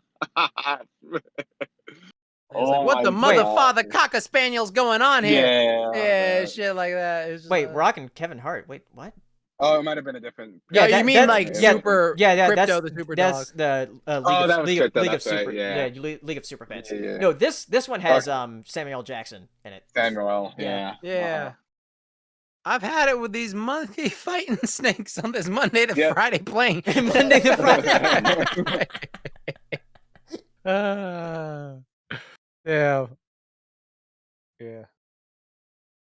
Looks interesting. But, yeah, it's a movie that's been in development hell for a long time, so yeah, we'll see. Speaking of, actually, yeah, I'll say that for later. Okay. So the other thing I was gonna bring up, that was in development hell, and that was Nimona, which this just came out today. This was the film that Blue Sky was going to work on before Disney shuttered them. But it got picked up by a different animation studio. And now it's actually going to be coming to Netflix in 2023. Nice. And now the let's see, what was the studio that's working on it. It's the same studio that made Ron's Gone Wrong last year. So which I did like Ron's Gone Wrong. So I'm very interested to see this. And from the screenshot that they provided, it was like, oh, it has an interesting like sort of like cel shaded style to it. So we'll have to see. I know it's based on a graphic novel. I don't know anything about the graphic novel, but it does show that like even though like these two films, both Nimona and Blazing Samurai, which is now called Paws of Fury, something can be like in development hell for a long time and still get released. So it does give me hope for like other animated projects, though it gives me less faith in Disney to finish their animated projects, because like they were the ones that had Blue Sky, and like, so what about those other anime projects you were going to make? What happened to Gigantic? Is that never going to happen? Never. So yeah. All right. All right, yeah, I'll save that for later. It is getting a prequel series on HBO Max. I called that shit back in the day, like after that movie finished, after the second one finished, because it was just like, you see how popular Pennywise is nowadays. Like he had such a resurgence, and then freaking the actor for him does such a good job with that character, and you literally have like millions and thousands of years of like previous stuff he's done, of like the creature being like on Earth or like in space or like fighting the turtle and shit like that. So it's just like they have so much to run through. Like they have so much they could just like, you know, make like a series out of that, a TV, like they are what they said they're doing. So like it makes so much sense. It's like one of those characters where it's like you're not doing it post. I'm assuming like it's probably going to be a prequel. And so like, yeah, like, yeah, exactly. Like I said, a prequel. And so it's just like, you have so much stuff. You have so much stuff you can just play with that doesn't affect with like the future movies and stuff like that. So I'm very interested in what they're going to do with that. I you know what I'd like to see? Cause I remember, I don't know if this is true or not, but I remember reading through this like thread, and they were talking about how like the Pennywise creature, like, because I think it was like one of the Dark Tower books or something like that. They were talking about like the Pennywise creature, and they were saying like, oh yeah, that thing's a fucking loser. Like it can't control its hunger, and it's fucking like always like drooling and can't control shit. Well, like the other monsters like were more competent or something like that. So I'd love if they did something like that with the character, because I always love when they have like characters that we're used to like being like the big bads and shit like that, and then like you find out that they're just fucking goofballs in their world. It's just like, yeah, you're a fucking idiot. Yeah, it's like they always come along and do that. So I'm very curious when they're at what they're gonna do with this prequel series. Right. All right. Next thing. Whoops, that's not the right thing. Kingdom Hearts 4 was announced. That was a surprise. I didn't believe it for that a was second. out of nowhere. Yeah. I was like, I saw like that on Twitter, and I was like, oh, this is some really high tier fan art. Like this is some really good fan art. And then like I saw like the animation. I'm like, yo, someone modded this. That's fucking crazy. And then I was just like, oh shit. And I was just like, fuck. So that's gonna come out when we're in our 60s. So just know that. So, yeah. Right. The thing is, like, with this with Kingdom Hearts 4 being confirmed as being a thing, that NVIDIA leak that came out a while back, about like, because that thing had a bunch of stuff on it that like we've seen stuff come to fruition now, like the Chrono Cross remaster that came out was like that was on that list. And one of those that was some of those things that were on there, which was Kingdom Hearts 4. It was like, because that was on that NVIDIA leak. And it was like, there's no way. Kingdom Hearts 4? Like, no way. And then now we got it. Right. And there were some other things on that list where it's like Final Fantasy 9 remake. I was like, they're gonna remake 9? They haven't finished 7 yet. Though I think they're going to approach it differently with 9. I think with Final Fantasy 9, they're just going to remake the whole thing without changing much about it. With Final Fantasy 7 remake, they're changing a lot of things. Right. But Kingdom Hearts 4, yeah, looks cool. There's a shot in the trailer where you see like this forest and everything, and it looks like Endor. and people are like, "Oh yeah," and you zoom in and fucking like, lightsaber keyblade, bruh. Yeah. Fuck yeah. And you see you zoom in and you see like the foot of like an ATST. So we're probably gonna Star Wars world for this, dude. Lightsaber keyblades, all you need to fucking say. That's all you. I've been wanting that shit since I was fucking 11 years old. Just give me that shit. That'll be a big selling point, yeah. Lightsaber keyblade. Yeah. Yeah. I love like pointing out that with this trailer, like, oh man, the biggest thing I take away from this is that Sora has normal fucking shoes. Yeah, his fucking clown feet are gone. Shit. What are those? Ironically, not wearing. Yeah. I don't know. Like we have no idea when it's coming out. We don't. Yeah, when you're 60, just remember that. We still don't know when 16 is coming out. Supposedly this year or maybe early next year. We don't know when Final Fantasy 7 Remake Part 2 is coming out. We still have no idea about that. So it seems like Square is doing a lot. And if that Nvidia leak is true, they're still doing a lot more because they're supposedly doing a Final Fantasy Tactics thing, but supposedly that's just a remaster. But the Final Fantasy 9 one said like, oh no, it's remake. They already have a remaster of 9, so if it's a remake in the style of something like Final Fantasy 7 remake,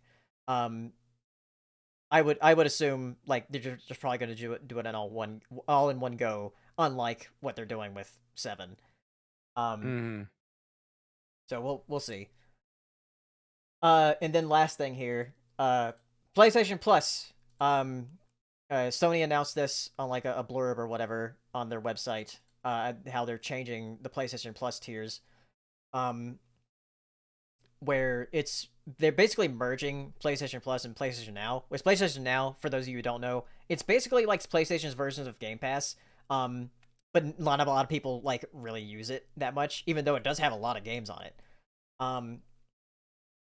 But a lot of people assume it's like just streaming games and not downloading them.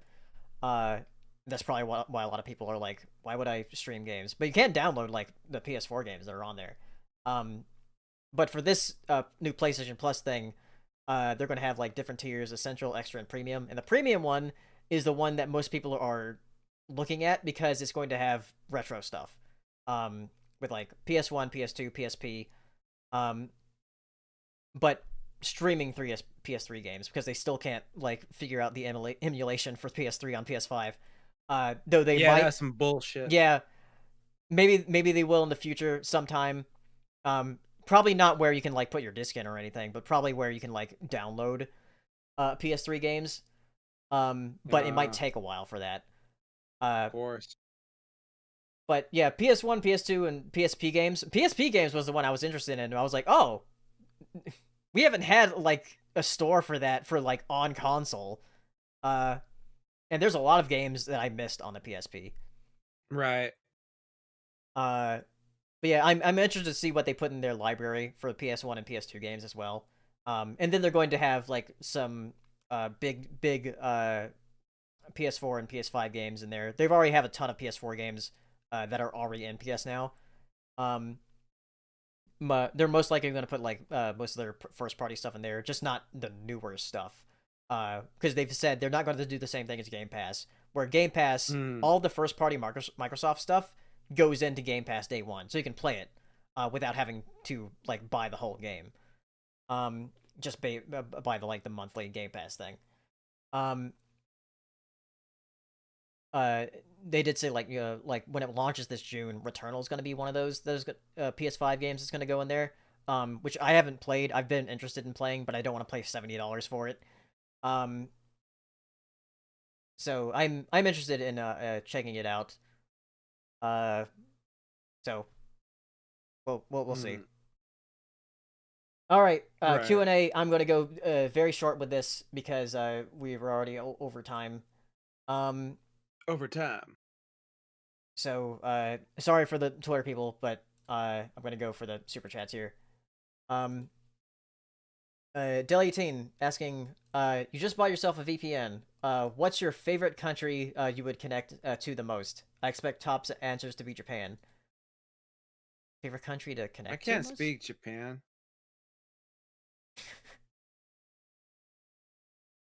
VPN for what? Supposedly to get other content on like streaming services, though it doesn't. It doesn't really know what work the way it should.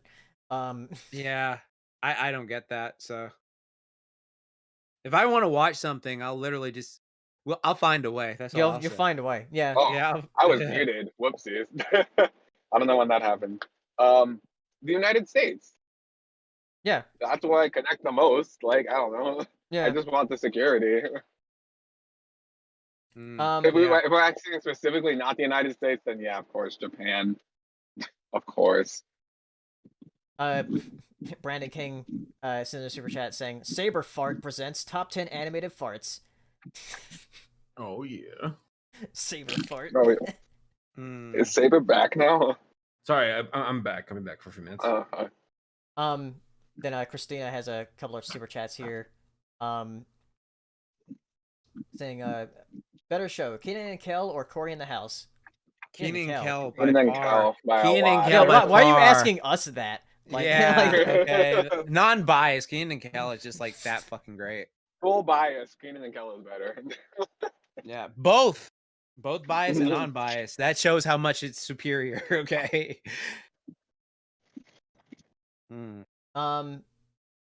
then also from Christina, I saw Enigma Prince sent in a chat with the thing here, but I don't see it on YouTube's end. I don't, because it has like a different thing on it too. That's weird. Wow, that's weird. Yeah, I didn't see him say anything in the chat or ask anything in the chat either. I don't know if that was like a member rollover thing. It might have been that. But Christina also asks, Spirit Halloween is getting a movie based on it. Analytical thoughts? Yeah. It sounds fun. Supposedly Christopher Lloyd's going to be attached to it, and Rachel Lee Cook. Yeah. Yeah. So okay, yeah, that sounds fun. I'll watch it. That's weird. Like a movie based on a store. It better not be one of those artsy fartsy. Oh, this is the spirit of Halloween, and you should enjoy love and blah bullshit and shit like that. I want fucking monsters. Right? Love. Yeah. I want monster shit. Like Goosebumps. Goosebumps. It's time for Goosebumps.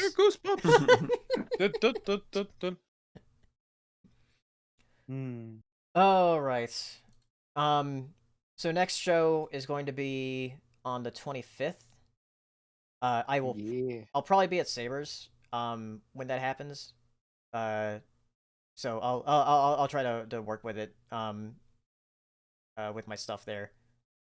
So nice. They're going to Sabres again. Yeah. Just get married already. We know. We know. No. Well, don't worry. I'll ask him before Laura does. Is it lying? We had one more super chat here from Del18 saying, I'll just say this now. Thoughts on Pac-Man 99 since that game is now 1 year old? Has it come out that? Was that a game? Yeah. That was a game? What happened? Yeah, it came out after Mario 35 died. Bro, I don't know games. I don't know anything. But yeah, I played it for a little bit.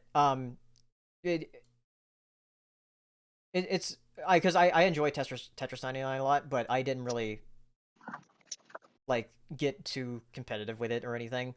And because I don't really get into competitive gaming that much. But I did enjoy Pac-Man 99 though. It's fun. It's just like I don't really pay attention to it. Okay. Anyway, yeah, next podcast gonna be on 25th. We'll talk about some stuff. I don't know what's coming out between now and then.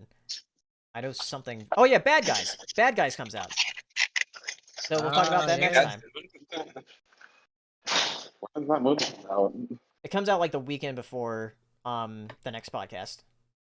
Oh, okay. Wouldn't that be next weekend? No. Yeah, next weekend. Yeah, Like not this coming weekend, but next weekend. So like the weekend of the 22nd. Okay. All right. So we'll see you.